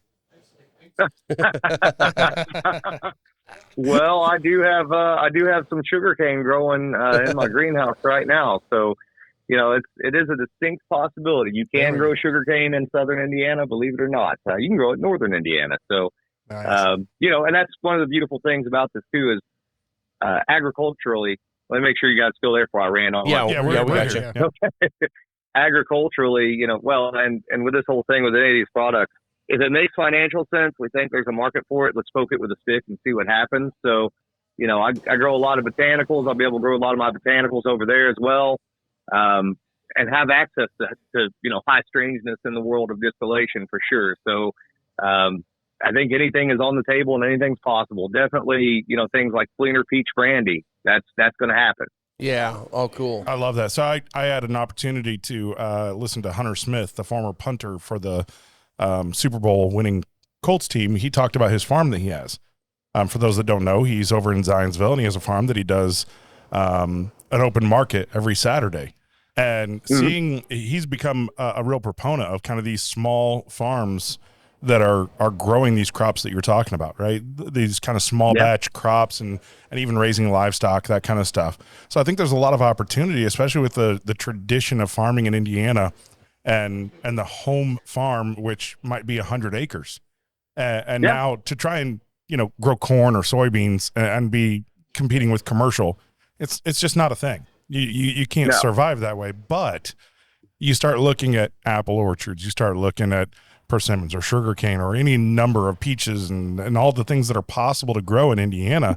It sounds like you could be creating a marketplace for some of these farmers even where you're going to try to find, hey, how can you do this cool thing and make this new, distill it and provide this experience for people. It sounds very exciting. That would be the hope and the goal for sure, because some of these things, like I got to get out here and check my Fleener peach trees here at the farm. Actually, I'll check them today, make sure they didn't get frozen out. But they may be very small quantities of it from time to time, right? It might only be 10, 15 gallons a year at first, but maybe we can talk some people into growing these trees, and the people that get it, it'll be something special for them initially that they can't get elsewhere. I mean, hell, Fleener peach brandy has not been made legally in Indiana since prior to Prohibition. So, having access to the trees and knowing where they're at and then knowing how to propagate them and farm them, it gives me a little advantage to doing some weirdness. Yeah. Well, you had mentioned, and I know this may not be your world because you're obviously distilling, but the cigar lounge side of it and the cigars and all that. If you guys need any help on any of that stuff, let me know. I'd love to be a part of that, just to help you get that off the ground. Absolutely. And I'll definitely make sure you get some of the Aladino Cameroons. I know that's one of your cigars. Yeah, it certainly is, man. I'll tell you what, I even give you a recommendation if you can ever find it, get your hands on it. Get a hold of a bottle of the straight Rose and Rye Stolen Wolf from Pennsylvania, and it pairs wonderfully with that. Okay. All right. We'll have to find that. Is that local? Is that available in Indiana? Not that I know of, but I might be able to mule some back for you sometime. Let me know. I'd love to get some. That'd be awesome to try. Well, maybe when we come down and visit you, we can do a little pairing with that down there where we're talking. Absolutely. Cool, man. Cameroon Reserve. Oh, yeah. There's a new one coming out called the Cameroon Reserva, which is 100% Cameroon. First one ever made like that, and we'll be getting those in mid-May. So hopefully we'll have some of those to bring down for you to try. Yeah, man. Yeah. And maybe we'll be lucky by the time you come down. Maybe we'll have it set up where we're actually running and you can taste some white spirit anyway. Oh, we'd love that, man. Yeah, man. That's one thing we talk about a lot is like, if the white spirit is actually good off the still, the barrel's only going to improve upon it typically. But if you start with a bad white dog, man, it really has nowhere to go. Yep. Yeah, you're not wrong. And one of the other things I should mention here too is, as far as I know, on scale anyway, we will be the only, I wouldn't say large scale because it's not large, but larger scale pot still distillery that's actually running off of electric. So we've got stills with electric, and that's kind of a unique thing that we're doing. That the purists will be like, "Oh, you're running off of electric." I'm like, "Yeah, well, when your steam boiler shuts down, have fun."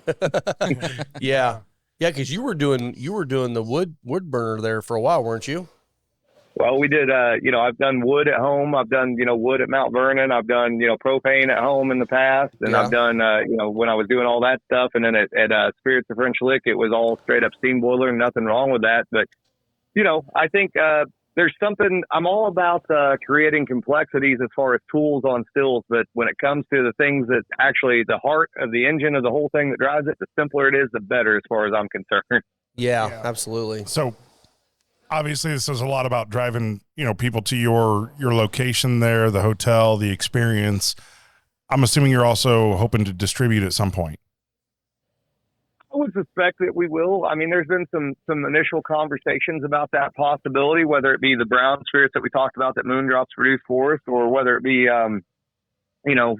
the agave market's pretty good. Maybe that agave will get out there. I don't think we'll ever try to do. There's certain things that we never will, probably, like moonshines and stuff like that. I think that's more of a experiential come to the lake sort of situation when it comes to that. And I don't know how well it would do in distribution. We would just have to see.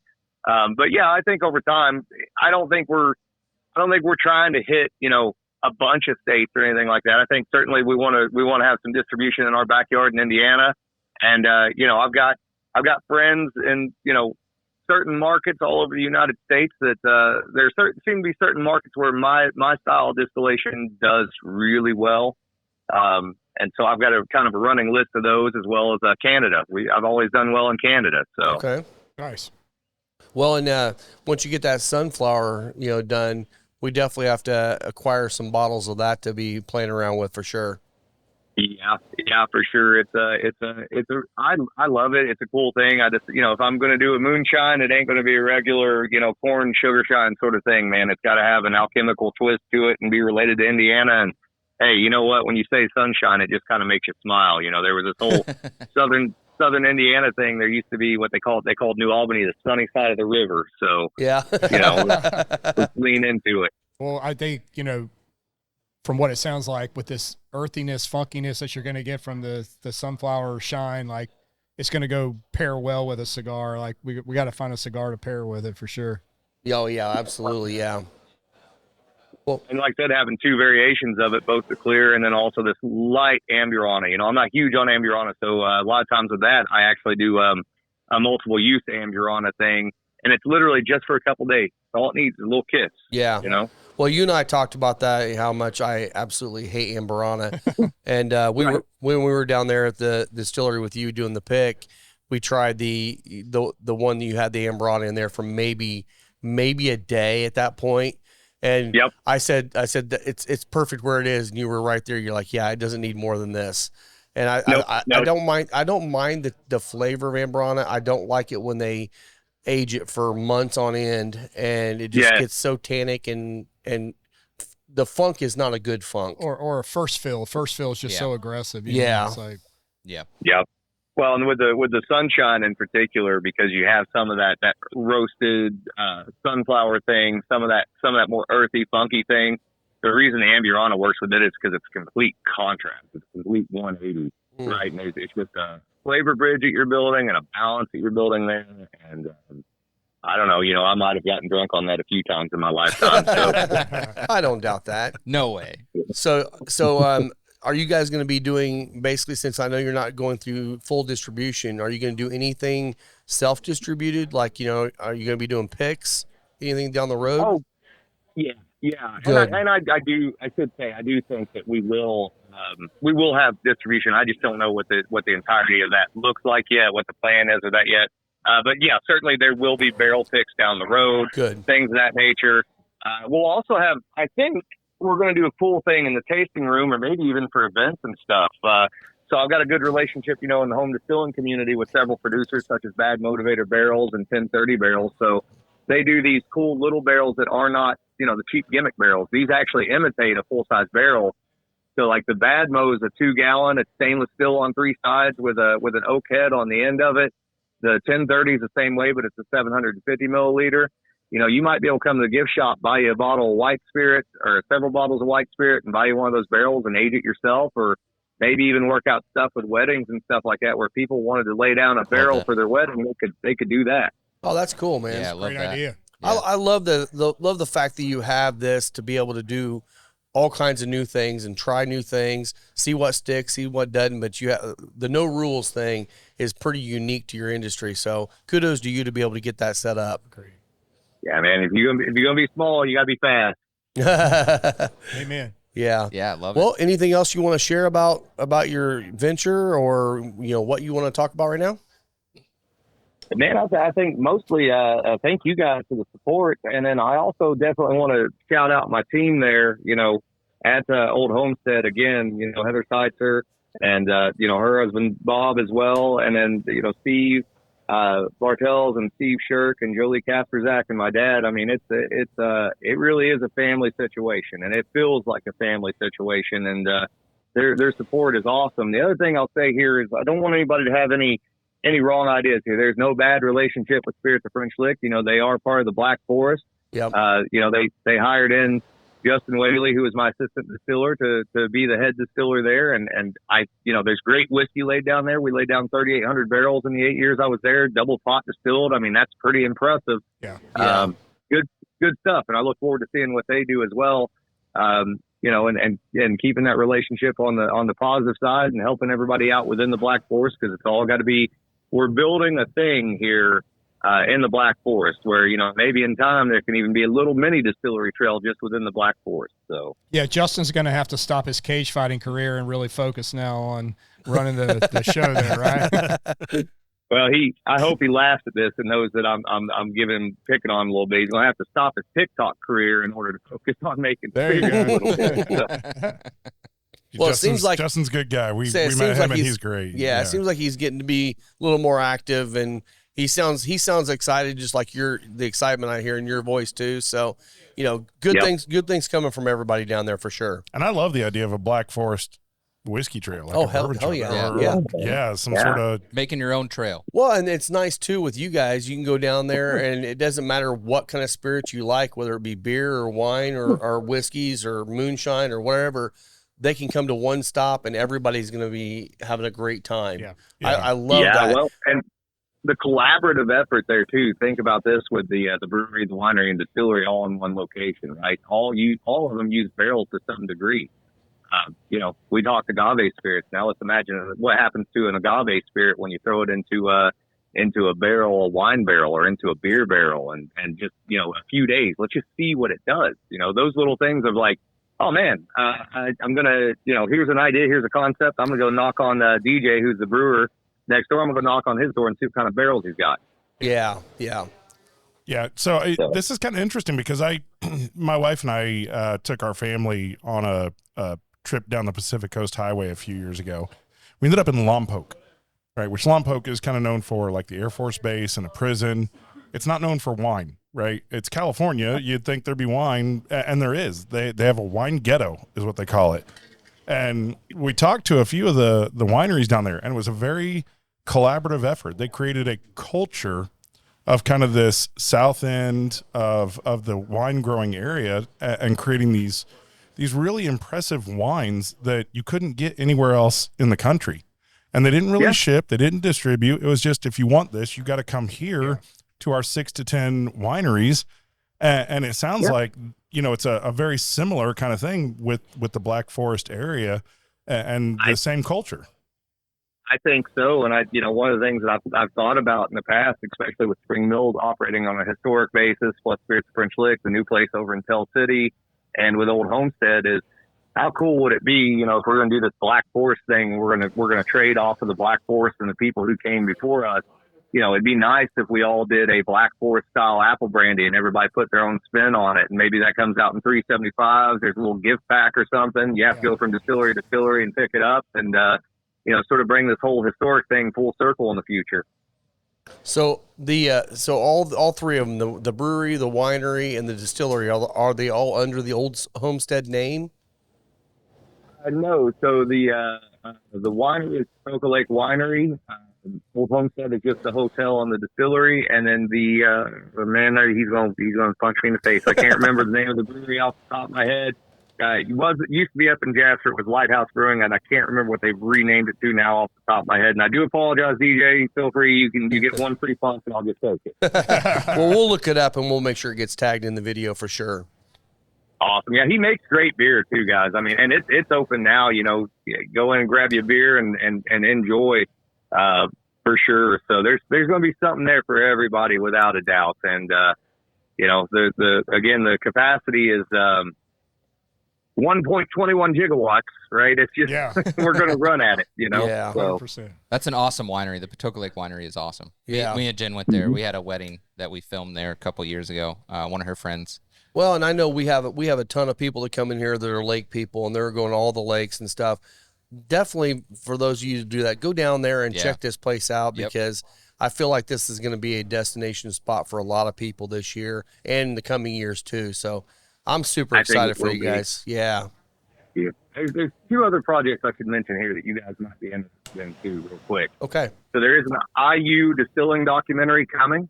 I've been working on that for a few years now. We're about to finish that up. With the IU film team. We got some big players that are actually in that film, including some big voices from Kentucky talking good things about Indiana, which is pretty awesome. So good. Be on the lookout for that. And I mentioned Stolen Wolf earlier. I'd be remiss if I didn't mention my project with Eric Wolf, where we recreated a late 1700s rye whiskey mash bill from Pennsylvania and used one of my yeasts from here in Indiana, as well as my souring method. Went to Pennsylvania and laid down several barrels with Eric. That's a project that will continue for years on. That'll be called Wolf and Wilson Whiskey. So a couple years down the road, be on the lookout for that. Awesome. Wow. And I know you have a book out. You mentioned it a little bit earlier. What's the name of that book, and how can people get it? Yeah, man. So you can follow all of my pursuits kind of at thealchemistcabinet.com, and that includes, I've written 2 books on the philosophy and art of distillation, The Alchemist Cabinet Volume 1 and Volume 2. And then this year I came out with the very first ever that I could find in history, Distiller's Almanac. And that will be something that I do every single year from here on going forward, similar to a farmer's almanac, but catered towards, the home distiller and the professional distiller. And that's available there as well. Okay, cool. Awesome. Yeah, we'll try to link that below. We'll link that below. So yeah, if so you guys are interested in getting that. So don't hang up as soon as I say this, but we do want to get something else here in a minute too. But tell everyone where they can find you, where they can follow you. I know alchemistcabinet.com probably can find everything, but where do you want people to follow along with your journey, the distillery and everything? Well, I'm on, Facebook and Instagram and all that stuff. I don't have any of those memorized, but if you look up Alan Bishop or you look up the Alchemist Cabinet, it's gonna pop up for sure. Okay. Also I have to always say it, the If You Have Ghosts, You Have Everything podcast on Spotify. If you're into the weirdness, high strangeness, and Distillers Talk podcast with Christy Atkinson. And like I said, get out there and follow the Old Homestead pages, the Marina page, all that stuff. That'll keep you up to date with everything that we're doing, without a doubt. So awesome. Yeah, and keep an eye out. As So- soon as the hotel's open, make sure you book a room. Go down there Absolutely. and Old Homestead Hotel and Distillery. Yeah. Yep. So Yep. so something we've been floating around here that I think we're actually going to make happen, which I think this is right up your alley. You might have to come hang out with us. Do you know who Bert Kreischer is, the comedian? Oh yeah. Okay. Yeah. So have you seen his Netflix special? He's got that, I don't even remember what it's called, but it's something in the cabin. The It's called cabin. The Cabin. Yes. Okay. So we've talked about doing a cabin podcast where we come down and do a cabin, drink whiskey, smoke cigars, and just do stupid shit. I think you need to be a part of that. So I'm in. okay, I'm good. in. So Yes. so we'll get something set up and we'll come down there. Maybe we'll just get a cabin around Patoka or wherever you are. I know you didn't get closer for your drive from home. I know you're a little further away now, but we'll figure out that down the road. We'll talk about that and get that set up, because I think that could be a lot of fun. That's gonna be amazing. I think we should try and get Logan from our double blind tasting. Yeah. Logan Everett will join us. Yeah. Shout out Logan, Bearded Bourbon. Bearded Bourbon, he was great. He's awesome at doing the tastings, and it's a lot of fun. He was a good guy. Yeah, he's So doing our we'll camp definitely next talk to you more about that here in the coming weeks. Maybe we can get something set up here before it gets to the heat of July or something too. So Yeah, absolutely. hell yeah, man. Love it. Love it. Well, hey, thanks a lot for spending some time with us. I know we're taking some time out of your day. Really appreciate you being a part of this. Like I said, we are super excited to come down and see the operation. And honestly, we're more excited just to come down and hang out with you again, because we loved the time we spent with you before. Hell yeah. Anytime, guys. Be glad to have you. Thanks, All Alan. right, buddy. Thanks, Alan. Have a great day, man. You too. See ya. Later. So it's Alan Bishop from Old Homestead now. That's awesome. that is so exciting. I am great so is that? excited. He is Yeah. so fired up. Look. Like, it's just, you can hear the enthusiasm. As giddy Yeah. as he is, I think I might be just as giddy. Yeah. Well, and Wrong like- to say I got a little bit of a chubby there. I mean, I'm just saying, God. I was that excited. Wait, you I was just that got one? excited. Oh, you've been rocking one for the last Man, hour. I've been hard since we got here. we're a little older. Well, you're not, takes us a minute Oh, so longer. Rob needs Man. some blue pills to be able to, So that's to great. get a little So- chubby. some absinthe. We'll be good to go. So we'll link all of Alan's stuff below. If you want to check out any of his social media, his website, buy any of the books. Yeah. And we'll start linking stuff as time goes on and he releases more stuff. But Yeah, when we get down there to see him too, I'm going to get a copy of the book, get him to sign it for us, and Yeah. I'll bring it back here so We'll leave people it at the shop here. can see it too. So I think that's great. I think we should definitely get in on some of the class, some of like the learning. I think that would be great to go learn some Yeah. firsthand. Oh, from I'm Alan definitely Bishop. going to. absolutely I yes. think we should do that as a collective and kind of just, it's That'd be our a lot of further fun. education. Yeah, the four of us going. And maybe we can go down and we could actually record the podcast kind of during it so people can see what, obviously not give all the information away, but Sure. do a little bit of a intro to what it is. Yeah, So he has yeah. that little bit more publicity on that as well. That'll be our Mystery Science Theater episode. Because I mean, we have Moonshine University in Louisville. We've got Right. the boys at Crowded Barrel Right. down in the Wizards Academy down in Texas. There's a lot of great ones out there, but Alan is a unique individual. I mean, he has more knowledge of any distiller I've ever talked to of the entire distillation process, the history. I mean, he's actually a certified historian for Southern Indiana in the Black Forest, especially. How awesome is So that? to have all that information, it's going to be amazing. Yeah, he knows so much that is pre-prohibition. Yes, he does. When we went down there and did the pick, it really just shocked me because I knew that Indiana was a big part of the bourbon culture and the history of bourbon. Everybody looks at it and goes, Kentucky. Right. Understandable, right? I mean, they've got their tradition, their legacy is absolutely amazing. Mm-hmm. But the reality is it's bigger than that, right? And the Black Forest and that area in Southern Indiana had such a huge impact on the early parts of the history of the United States as a whole, right? It's one of those things that you just don't know until you talk to Alan, and suddenly you go, well, okay, there's something special here. Right. There's something unique. There's a story to be told that nobody knows. Yeah, absolutely. And Alan's the guy to talk to. Yeah. What I love is if you go down there, when they get the hotel up and running and they're doing tours and all that, man, I hope his dad's giving some of those tours. Yeah. I really do hope that's the case. That's one of the things that really geeked me out about it down there. When we were down there, his dad's just working. He's rolling barrels out. He's doing the work behind the scenes, and he's not the guy that wants to be out front. I mean, honestly, Alan doesn't seem like the type of guy that wants to be as much out front. He just wants to make great stuff. But to be able to work with your dad, that is amazing, man. That's something I say it all the time. If my dad was still alive, he'd be in here hanging out, and he would be the one creating culture. It wouldn't be us. Yeah. Because he is that kind of guy. I love seeing them be able to do that. Hearing him talk about it kind of made me think about the documentary Neat. I think that had the black gentleman that is at Buffalo Trace. Yes. And Freddie, yes, thank you. I could not remember his Freddie name. Johnson. But yeah, the fact that him and his dad and the experience that they had, his dad worked at Buffalo Trace, and you hear this legacy that has been created over so much time, that you realize this is a family affair. I mean, as big as bourbon is globally now, right? I mean, it's a huge thing. There is a family history and a family legacy that goes with distilling these spirits, and the history when you find out about it and get to talk to these people. Yeah, it's amazing. It Absolutely really amazing. is. Yeah, I'm super excited to see what comes out of that, and we'll meet with him too. And I think in the next couple of weeks we're going to meet with Justin Whaley. With, now the head distiller at French Lick. So yeah, we'll hear from him a little bit. So yeah. Well, a couple things I do want to say. We have an event coming up here. It's May the 11th. Oh, I thought you already got me. Thank you. Lost my train of thought. At the end of watch and homeless veterans, they're coming. They're going to be coming here on May the 11th. We're going to have a silent auction. All the proceeds are going to those two organizations. You can buy tickets in advance for $100. Day of, it's $125. If you're not coming to be a part of the event, you can still come in and be here. It's no problem. Yeah. But what you're going to get out of that is you're going to be getting a cigar, you're going to be getting a drink, and you're going to be getting tickets to the food truck.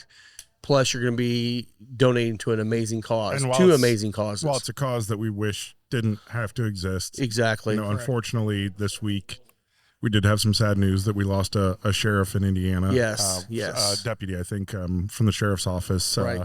I can't remember the gentleman's first name, but I think it's Fissler. Name's Fred. Fred Fissler. Fred Fissler, yeah. Horrible way. Yes, it was. A fallen officer, and you know what Dirk does, it makes a difference in these people's lives. Yeah, and the last we actually had a event here before where we did the auction out here too. All that money went straight to Dirk, so he's got money in hand to be able to take care of the family. A lot of this stuff is going to continue to go to that family. Yeah. We believe in this. I mean, we should. These are the kind of people we should get behind. Obviously, our thoughts and prayers go out with the Fissler family. Absolutely, and, that's always a tough loss for sure. And I talked to Dirk the other day, and he had talked about doing a similar end of watch thing, but for canines. Oh, that's great. That's great. Yeah, that's something on the horizon for sure. So me and Jen will actually be joining you guys at Old 55. I think that is July 20th. I can't remember the exact date. You're right. Saturday, July 20th. We will be taking Spencer Lee's there, selling dog treats, collars, accessories. Shout out to Spencer Lee. Spencer Lee's. Yeah. And we will be donating all proceeds to End of Watch for K9. That's great. It's because that's the other side is that you don't really think about. Obviously the families need money for stuff, and I guess it's all encompassing when you think of donating money to a family. Like the pet should be included, but. Yeah, it's not really like the forefront. Well, so look, I mean, that's kind of our tactic is we're going to help Dirk raise money for the families that have pets and then the pets themselves. These if they need placement or if they need food or whatever. Like we're going to help with that. These dogs are they're officers. Yeah, but they are also part of the family. And I think any of us who've had a family pet that unfortunately it does come time.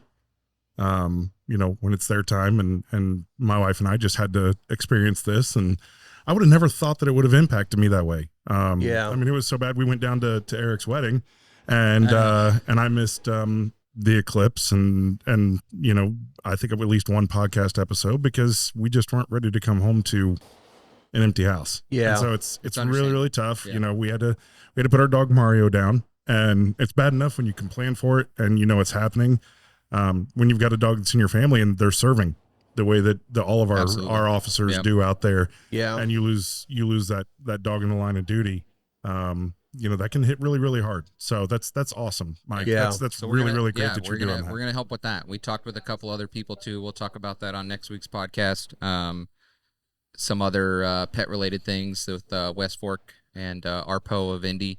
We'll talk about that on next week's podcast. So there's some other things coming for Spencer Lee's and some animal related. And obviously, if you've got interest, if this is a passion of yours, you come in here, talk to Rob at the lounge, and find out how to get connected with Dirk, find out how to get connected with Mike and Jen, Spencer Lee's, and everything that's going on there, so that you can get engaged. This is a really positive thing to help people when they're hurting the most, and it's really incredible to be and an honor to be a part of it. Yeah, absolutely. Well, I do have my monthly segment that is not really monthly, but Rob's I'm calling it that segment. now. It's my my monthly rant about something that the Cigar Authority said that. Oh goodness, a rant. Okay. So I know a We got lot. some sound bites to be able to punch What into this while grinds- he's I don't talking. have a what grinds my gears. Grinds It my does, gears. It does. You know what really grinds my gears? So- Let's hear it, Rob. So What grinds your and the gears, thing is, Rob? you know, a lot of you guys listen to Cigar and Whiskey podcasts probably know of the Cigar Authority. Great podcast. They've been doing it for gosh, Great I think it's people. like 15 years Yeah. or something like that. That's I think they're in their awesome. 15th year. Amazing guys, great guys. They have a big shop or three big shops up in New Hampshire doing great stuff. But this week, or I guess last week, they came out with what they're calling their strengthometer, which is basically giving levels of strength based on the cigars. And they're like, first time ever doing it. I'm like, I've had these on the boxes in our shop since day one, 2 years ago. Yeah. But they were the first. You're not the first. We're the first. We're the first. Hell yeah. Rob works really hard. So to that's update what those. really grinds Rob's That's what really gears. grinds my gears. Like, come on, guys. That's what really. But you know what? grinds That does bring up a point, though. I mean, strength has not traditionally been considered as part of cigars, and I really wish it would be more often. You know, I mean, look, if you're a new cigar smoker and you pick a cigar because somebody suggests it to you, and it's got really high strength, and you get head spins, and you're only a third of the way through. You may never smoke another cigar in your life. Exactly. You might be like, well, this is no different than when I tried a cigarette when I was in 8th grade, right? Right. And Yep. you don't ever want to come back. So I think it's really, really important Yeah. to measure that in some way, shape, or fashion, objective or subjective, whatever it may be, but be able to let people know because, this is supposed to be enjoyable. We've talked about this so many times where this is a community thing. You come in, you hang out with your friends, and you're able to just sit and relax for a couple hours. And if you're not enjoying the experience, that's not good. And obviously most people's palates build up to the point where they may enjoy a cigar that has high strength, meaning lots of nicotine to it. Right. And when I say lots, I'm not talking cigarette type nicotine. Right. It's just, Yeah. You're it's not still inhaling enough it. that, Yeah. it affects you. So, Yeah, I'm not- glad that that's something you've done from day one. Yeah. Obviously, it's been a big part of what you do. The first one ever. The first, to do the it. first ever. Sorry, Yeah. Cigar Well, Authority. you missed the Trey Mac episode. A I couple weeks did. ago. I did. I was really disappointed because obviously I wanted to hear all about the conspiracies. Oh, that was great. Oh, we'll man. loop you in on those if you haven't seen them already. We But one might thing we might have to call Trey and have him on the cabin. Maybe he'll just go. Maybe Doug will go with us. I bet Doug would go. We get Shout a, out Doug. get a big group. Yeah, shout out Doug. Shout out Yeah, Doug. shut up. I got gummies for you, brother. So you missed the Trey Mac episode, and we talked 10 or 15 minutes with Trey Mac about the correct vernacular to describe the nicotine and the strength, whether it was a strong cigar or full bodied, like what the two things Right, meant. right. Like, it really irked him to say that this was a strong cigar, but it had like a lower nicotine. But Right. it was, Right, or right. say it's a full bodied for, like a Maduro. Hey, full So, body like, is a lot of flavor, right? You're gonna Right. get like a massive amount of flavor. It's Full body doesn't necessarily mean it's the strongest amount of nicotine you're going to get. and it doesn't Right. necessarily mean complexity because you can have something that is a black pepper bomb. Right. And you get nothing but black pepper, and it is so overwhelming. Yeah. It's a completely full-bodied cigar. It might have low strength. Right. It might have virtually no nicotine to it at all. Okay, so it's a full-bodied cigar, but Right. it is not a high strength And that's cigar. that's where like the strength meter we have on all of our boxes here, plus like the strengthometer they're doing for the Cigar Authority. That's the thing is like Strength-o-meter. Strength-o-meter. Is meter like is that an Irish thing? I Like don't we have to know. call it the I don't know. O-meter? But it's one of those things where you what I did from day one was I decided that the levels I'm going to put is going to be a balance of body and strength. There are cigars in there that are full that I have a full 5 dots on it that may not be a super strong cigar, but they're like tons of flavor. You got to balance that out because there's no way to like you said, a full-bodied cigar should have a lot of flavor, but it may not be strong, and vice versa. So there's a balance. There's no really good code for that. Yeah. And one of the things about that I know the Cigar Authority do a lot of is Dave, which is the main guy there. He's the one that owns all the shops and everything. He has got he tends to rate things a lot stronger nicotine wise than everybody else on their show. And so that makes So me he's feel like sensitive to it. he's very sensitive to it. So he likes the milder cigars, and that's great. But one of the things I feel like that maybe is skewed in some of their stuff is if they didn't get a good balance of people smoking them to get that balance in there, then what you're going to have is you're going to have a cigar that really is probably more of a 2, that they're rating it a 3, and someone's going to go, I'm not ready for a medium body cigar yet, or medium strength cigar yet, and they won't smoke it, but they really could, because the strength is not going to hit them that way. Yeah, I noticed your 5 dots. There's not a ton of them. You kind of hold back on that. I try to. You got plenty of 4s. There's a lot. There's definitely. I mean, I'm not saying you don't have them. Yeah, you have them. Yeah, I'm just saying when I go in there and look, it's obvious that you're kind of doing that balance. Thing, and that 4 may be a 5 in terms of flavor. Yeah. But it might be a 3 in terms of strength, and so it comes out as a 4. Well, and for those of you that smoke cigars, if you're a fast cigar smoker, that nicotine is going to hit you harder, even if it's a milder cigar. Yep. So it's just what it is.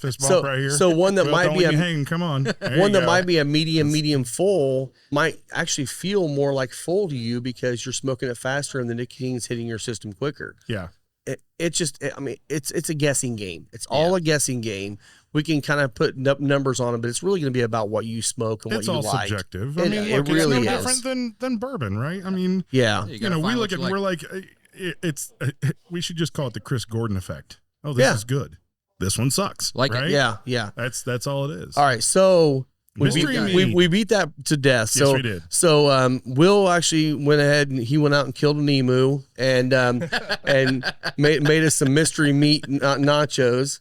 So tell us a little bit about your treat you brought us today. Are you going to tell us, or are we going to taste it? And we have to taste it first. We have to taste it first.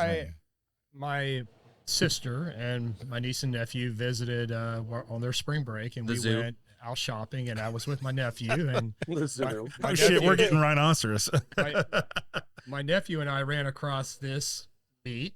Elephant. And I said, he's like, you think that would be good? I'm like, well, if I cook it, it's going to be excellent. Oh, nice. I like that. So tribute to him. So we've got two. I got the non-dairy version. Oh, you got the non-dairy and the dairy. And then we have a dairy version. But I thought I would put it in nachos. That way, you're really going to have to guess what you think it is. I don't want to lose our cigars here, so let's pull these up here and we'll snack on them. So we're going to get in here. Maybe try a piece of the meat first before you get into that. Just a little piece of the meat first? Okay. Get in there. All right. This just doesn't have sour cream on it. And I'm going to get some of the chip too here. Shoot. Come on, man. Oh, man. We're all right. I mean, maybe some napkins. All right. There's a nice jalapeno. I'll save that for a minute. Okay. First of all, it is delicious. All right. I'm just going to get the meat only here. It's not gamey, which is awesome. Frog legs. Nah, that's not frog. Thank you. Tastes I've like had chicken. frog a lot. It's definitely not a big-ass bowl of mussels. There you go. Oh, big ass bowl of mussels. That was awesome. You know, when you said frog legs, you're not far off. It's not. Oh man. All right. What's your guess, Rob? We're chewing. Tender. It is very tender. Very tender. God, I gotta get just the meat here. Let me get a little piece of that meat off the top here. Wow. I think it might be white rhino. I'm gonna throw something out here. Okay. Snake. Rattlesnake. Rattlesnake? I was going with rattlesnake. You know? Which you might not be wrong. I've had rattlesnake before, but normally it's fried. Yeah, that's the thing. Is like it's always fried whenever you get it. Yeah, because like fried, but they fry alligator, which I love fried alligator, but I actually like sauteed alligator more than I like fried alligator. Is it axolotl? I don't even know what that is. Wait, isn't that like the? It's a lizard. Oh, it's a lizard. Okay. I mean, honestly, it could be. It could be rattlesnake. It could be. So, but it does kind of have that fishy kind of taste to it too. But I don't think it's fish. I think it's some kind of a lizard or a snake. Yeah. See, I'm kind of looking at this. It's got to be snake. And just even just looking at them. Yeah. So I will. Or emu. It could be emu. It is not reptilian. Ooh, okay. Not reptilian. Okay. Is it aquatic? Hopefully not. Hopefully not. Okay. Okay, hopefully not aquatic. Well, I wouldn't put this in the ram or aardvark or sheep. I wouldn't put it there. Next clue. Anteater. It is a mammal. It is a mammal. Dagu. Is it is it armadillo? I've never had an armadillo. I've never had armadillo either. What's your final clue that you give them? Possum. Oh, please. No, this is not possum. This is too good for That's the possum. final clue. Okay. When This they is eat when you're roadkill. This is- Roadkill. Which is armadillo. Armadillo. This Yeah. is skunk. If you, armadillo are actually all the way up in southern Indiana now. That's delicious. I remember the first time I saw an armadillo. We were on the way to Kansas to drop a dog off. I freaked the fuck out. I had never seen an armadillo before. Jen was like, "You didn't see an armadillo." She was like half asleep. She was like, "You didn't see it." I spent an hour trying to convince her that I actually saw an armadillo on the side of the road. Dude, they're everywhere. They're like rats. I was in Arkansas this so there's a week, line. There's a line where it switches from raccoon to armadillo. and it used to be you couldn't get armadillo. Like you would never see armadillo in Indiana, but you do now. Yeah. They've actually made their way up. Okay, last clue. Will's got one more clue for us. All right, last clue. It's last ditch effort, so you're gonna know. About full. We'll mound down some nachos. Last clue. It's got some fat. Elmer Fudd. No, that's not rabbit. Rabbit. This That's is rabbit? rabbit? Rabbit. You're Oh my kidding God. me. I've never had it pulled before like this. No, I've always had them biscuits and gravy. Oh, Rabbit biscuits so and gravy. good. are I love amazing. rabbit, Okay, man. that's weird. Rabbit That's- biscuit and gravy. Oh no, because they're kind of greasy, a little fatty. Yeah, and so you can get that. Where did you get a jalapeno thing. rabbit?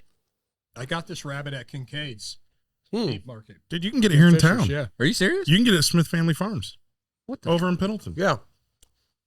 So my process was I got the rabbit. Whole It was- fur and it everything. was whole fur and everything. No. It's just a frozen rabbit carcass, and I basically brined it for 24 hours. Okay. Then I put it on the smoker for 2 hours at 285, and Wow. I finished it off with a little barbecue sauce. Rabbit nachos. It's delicious. Yeah. It is I rubbed delicious. it before I put it on the smoker, and then finish it off with a little barbecue sauce. I've had plenty of rabbit. I've actually had more squirrel than rabbit because I've gone out hunting squirrel because they're everywhere in my woods. Like they are freaking everywhere. Yeah. And the only reason I don't hunt squirrel anymore is because it is so shitty to try and It's a lot Clean of 'em. work. and then if you cut too deep and you end up separating the tail, then you're done. Like, Yeah. you might as well just toss it in the field because what you do, cut around its asshole and get all that stuff out, and then you grab a hold of the fur. You cut the legs off. You just use scissors and snip the legs, and you step on the tail and you grab and you just pull that skin till it comes completely off the squirrel. Rabbit season. So if you're good at it, like you know what you're doing, you can do it pretty quick. And squirrel's also delicious. The problem is it will really mess up your cholesterol because it's greasy. Well, and It's super greasy. if you heard the story of our trip to Vegas, if you want to go hunt rabbits, just go to the freaking airport parking lot. They're everywhere. Lisa Yeah. was chasing Oh, yeah. hundreds Yeah. of rabbits around the parking lot. So yeah, I've got they're awful right now because they breed like rabbits, as they say. Yeah, I roll into my driveway in the evening. Oh, after getting every off from work, night. whatever, every Same single at night. our There's house, like too. 5-6 rabbits. we're in the running middle of around. town and they're all over the place. Yeah. Yeah. I was Yeah. afraid that it was going to come out pretty dry because it's really lean on the smoker, but brining it is the trick. It's And not then- fatty in the way that you think, but Yeah. it actually does have there is actually a lot of fat in there. It's Okay. just really like ingrained in the meat. Marbled in the meat, Yeah, okay. it's not what, yeah. So they can come out greasy. The way you did this preparation is absolutely delicious. It's Yeah, perfect. First time yeah. I've ever cooked a rabbit. This is beautiful. So I thought it was Yeah, pretty pairs good. well with water. It's That's very good. so good, It's very man. good. That's so good. Thank you for bringing that. Yeah, thanks for That's bringing that, once, man. Once awesome. a month, we need to do a mystery meat. Mystery meat. Mystery meat. I like it. All right. I really wanna have- Emu's up next. I want to have Emu. lion steaks sometime. Lion is one I've not had. Is that- I never have either. I've had ostrich, which if you've never had an ostrich steak, you should have ostrich steak. I have had ostrich, but it was ostrich jerky. Oh, Are you friends No, with dude. Jimmy It's so John? good. no, I am not friends with Jimmy John. So Get Mike you a lion. Mike did have a good question. Is it legal to get lion steaks? Yeah, I think they have them down at the Market District at Carmel. Really? Okay. Occasionally, not all the time, but Okay. occasionally. Yeah, I don't think lion. I would think that would be they're- something to- It's they're not actually Maine endangered. Coon because they're in the same. Right, same thing. Yeah, yeah. Yeah, we call that Chinese food. Hey, Chinese look, food. you say what you want, man. I mean, I've never had that. I've never tried. Look, I'm the kind of guy that I'm a meat eater. Okay, I get offended at vegetarians because they're taking the food that my food eats. They're killing Yes. the earth. That's right. They're totally killing the How earth. dare they. Right. Damn it. So I will eat any kind of meat out there. Now, You know, I haven't tried like skunk or possum or any of that stuff, and muskrat. There's a place I think in North Carolina that does muskrat, a restaurant. I could get you a muskrat. I don't think I want to try it. I mean, if I saw it on a menu somewhere, I would I could definitely get it. try it, but Yeah. no, I'm They're in not. the ponds, man. If there's a restaurant that manages to stay in business and serves muskrat, that's probably where I'm going to go to get muskrat. Yeah. Probably gotta yeah. bleach them down because of where they live. Oh, yeah, Yeah. that's some nasty There's shit, too many right? scent glands on a muskrat or a nutria or things like that. Yeah. I eat Yeah. nutria all the time down in Louisiana, but Oh, you my gotta God. really know how to clean that nutria the right way. Yeah, Those like are just I haven't freaking had, rodents. what's the entrails that they do where they try and clean it out? What do they call that when they're doing like the intestine for some of those animals, like pig intestine, Oh, chitlins? Chitlins. Chitlins, Yeah, I haven't yeah. had chitlins. Yeah. That's tough. I mean, I haven't had Sweetbreads. sweetbread. I haven't had that, but I would eat that. I would absolutely. Sweetbread, cow next on it. testicles. Yep. I'm I'd telling do you, it. man. I've heard they really telling you. bongies used to have them from They time to did. time. And I'm telling you, man, mountain oysters, if you can get past what you're eating, they're delicious. Are they? You've had them? I have. Ah, see, that's yeah. Super tender. I mean, why wouldn't they be, right? Great mouthfeel. Yeah. Great mouthfeel, Great man. super creamy. Yeah. Super creamy in your mouth. Yeah. Did you win a mountain oyster eating contest? You got No, like a no, I did medal or not, but thanks anything? for asking. Yeah, what do they call? They call them Rocky Mountain oysters, right? Yes, Rocky Mountain oysters, baby. Wow. Yeah. So anything else we need to Man, add? I don't think so. You had one thing you wanted to tease about, a cigar place, didn't you? There was one on Oh, there. yeah. Oh, I went to a new cigar lounge too. I got to look. Yeah, up. we're Rob, talking about Rob these. had one real quick. Yeah, so we have a regular here, which he is from Mississippi. Shout out to Eric Bickford. Shout out. out, Eric. Super nice guy. If you've been in here anytime during the week, especially, you've probably seen him. He's working. He works remotely. He does a lot of work in a lot of the warehouses, and that's where he is right now. Is down around Mount Comfort area, and he has his home cigar lounge is Spring Street Cigar Lounge down in Mississippi, and apparently there's, I think he said 3 or 4 of them down there. That's his home lounge. So if you're in Mississippi, he's in northern Mississippi. So if you see those down there in the northern Mississippi area, if you're traveling down there or you live down there, definitely check them out. He gave them high regards, and we definitely want to shout those guys out. Yeah. I would shout out. also like to shout out to One-Eyed Jacks. So Okay. One-Eyed Jacks is in Bentonville. Okay. The only reason that anybody would know about Bentonville is if you do business with Walmart, Yep. right? That's the home of Walmart. Every single store, every single, like, what would be considered a bodega, you know, everything is Walmart down there. Everything. But Joyce, met the owner, Joyce, at One-Eyed Jacks. She was fantastic. They have a massive, massive selection. For some reason, Espinosa did not work out for them. It was kind Really? of, yeah, I was really surprised. So I got a knuckle sandwich Maduro Toro for $10. Oh man. Yeah, I was You're like, trying to get rid of them, huh? they're just trying Yeah, to sell clear- out of them. clear out. Interesting. And she said that, like, she thought somewhere across town there's a couple other cigar lounges, so I'll be back down there. Well, and it could be. I and- mean, like we talk about with bourbon, you go out west, and sometimes the people yeah. they want the low proof stuff. Maybe They're they're not just going like to do the, barrel picks. They're not going to do barrel proof. Yeah. and they might just like more of the milder cigars in that region. So I'm sure it was makes something sense. like that. But I will say that the lounge was fantastic. Great liquor selection. I just went with my standard 1920. Love Old Forester 1920. Met a couple of Same. folks that were buyers. And this is what I love. Again, you know, the community aspect. So I'm down there and sit with Nick and then Michael, and I can't remember the third gentleman's name. They're all 3 buyers from Sam's Club, okay, and just great guys. You know, we Mhm. just hung out for an hour and a half and talked and smoked cigars and drank whiskey and yeah. So One-Eyed Jacks, if you're in the Fayetteville, Bentonville area, make sure you can get up to Bentonville and Yeah. visit One-Eyed Jacks and say hi to Joyce. And then Well- I visited a cigar shop this week earlier in Evansville, Indiana. okay. Cigar. Cigar. Yep, I know the guys down there. Great guys. Yep.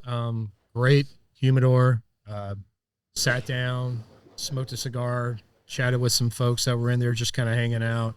I had a Stolen Thrones, not Crook of the Crown, but it was another version similar to that. Was it Mexican the San Andreas. okay?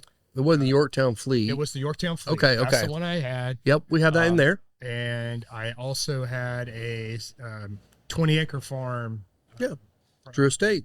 Joe State. Yeah. And, Awesome. Great little shop down there. Yeah. Enjoy hanging out. Nice. I've never been to their place. I met them up here during the PCA meetup we had up here.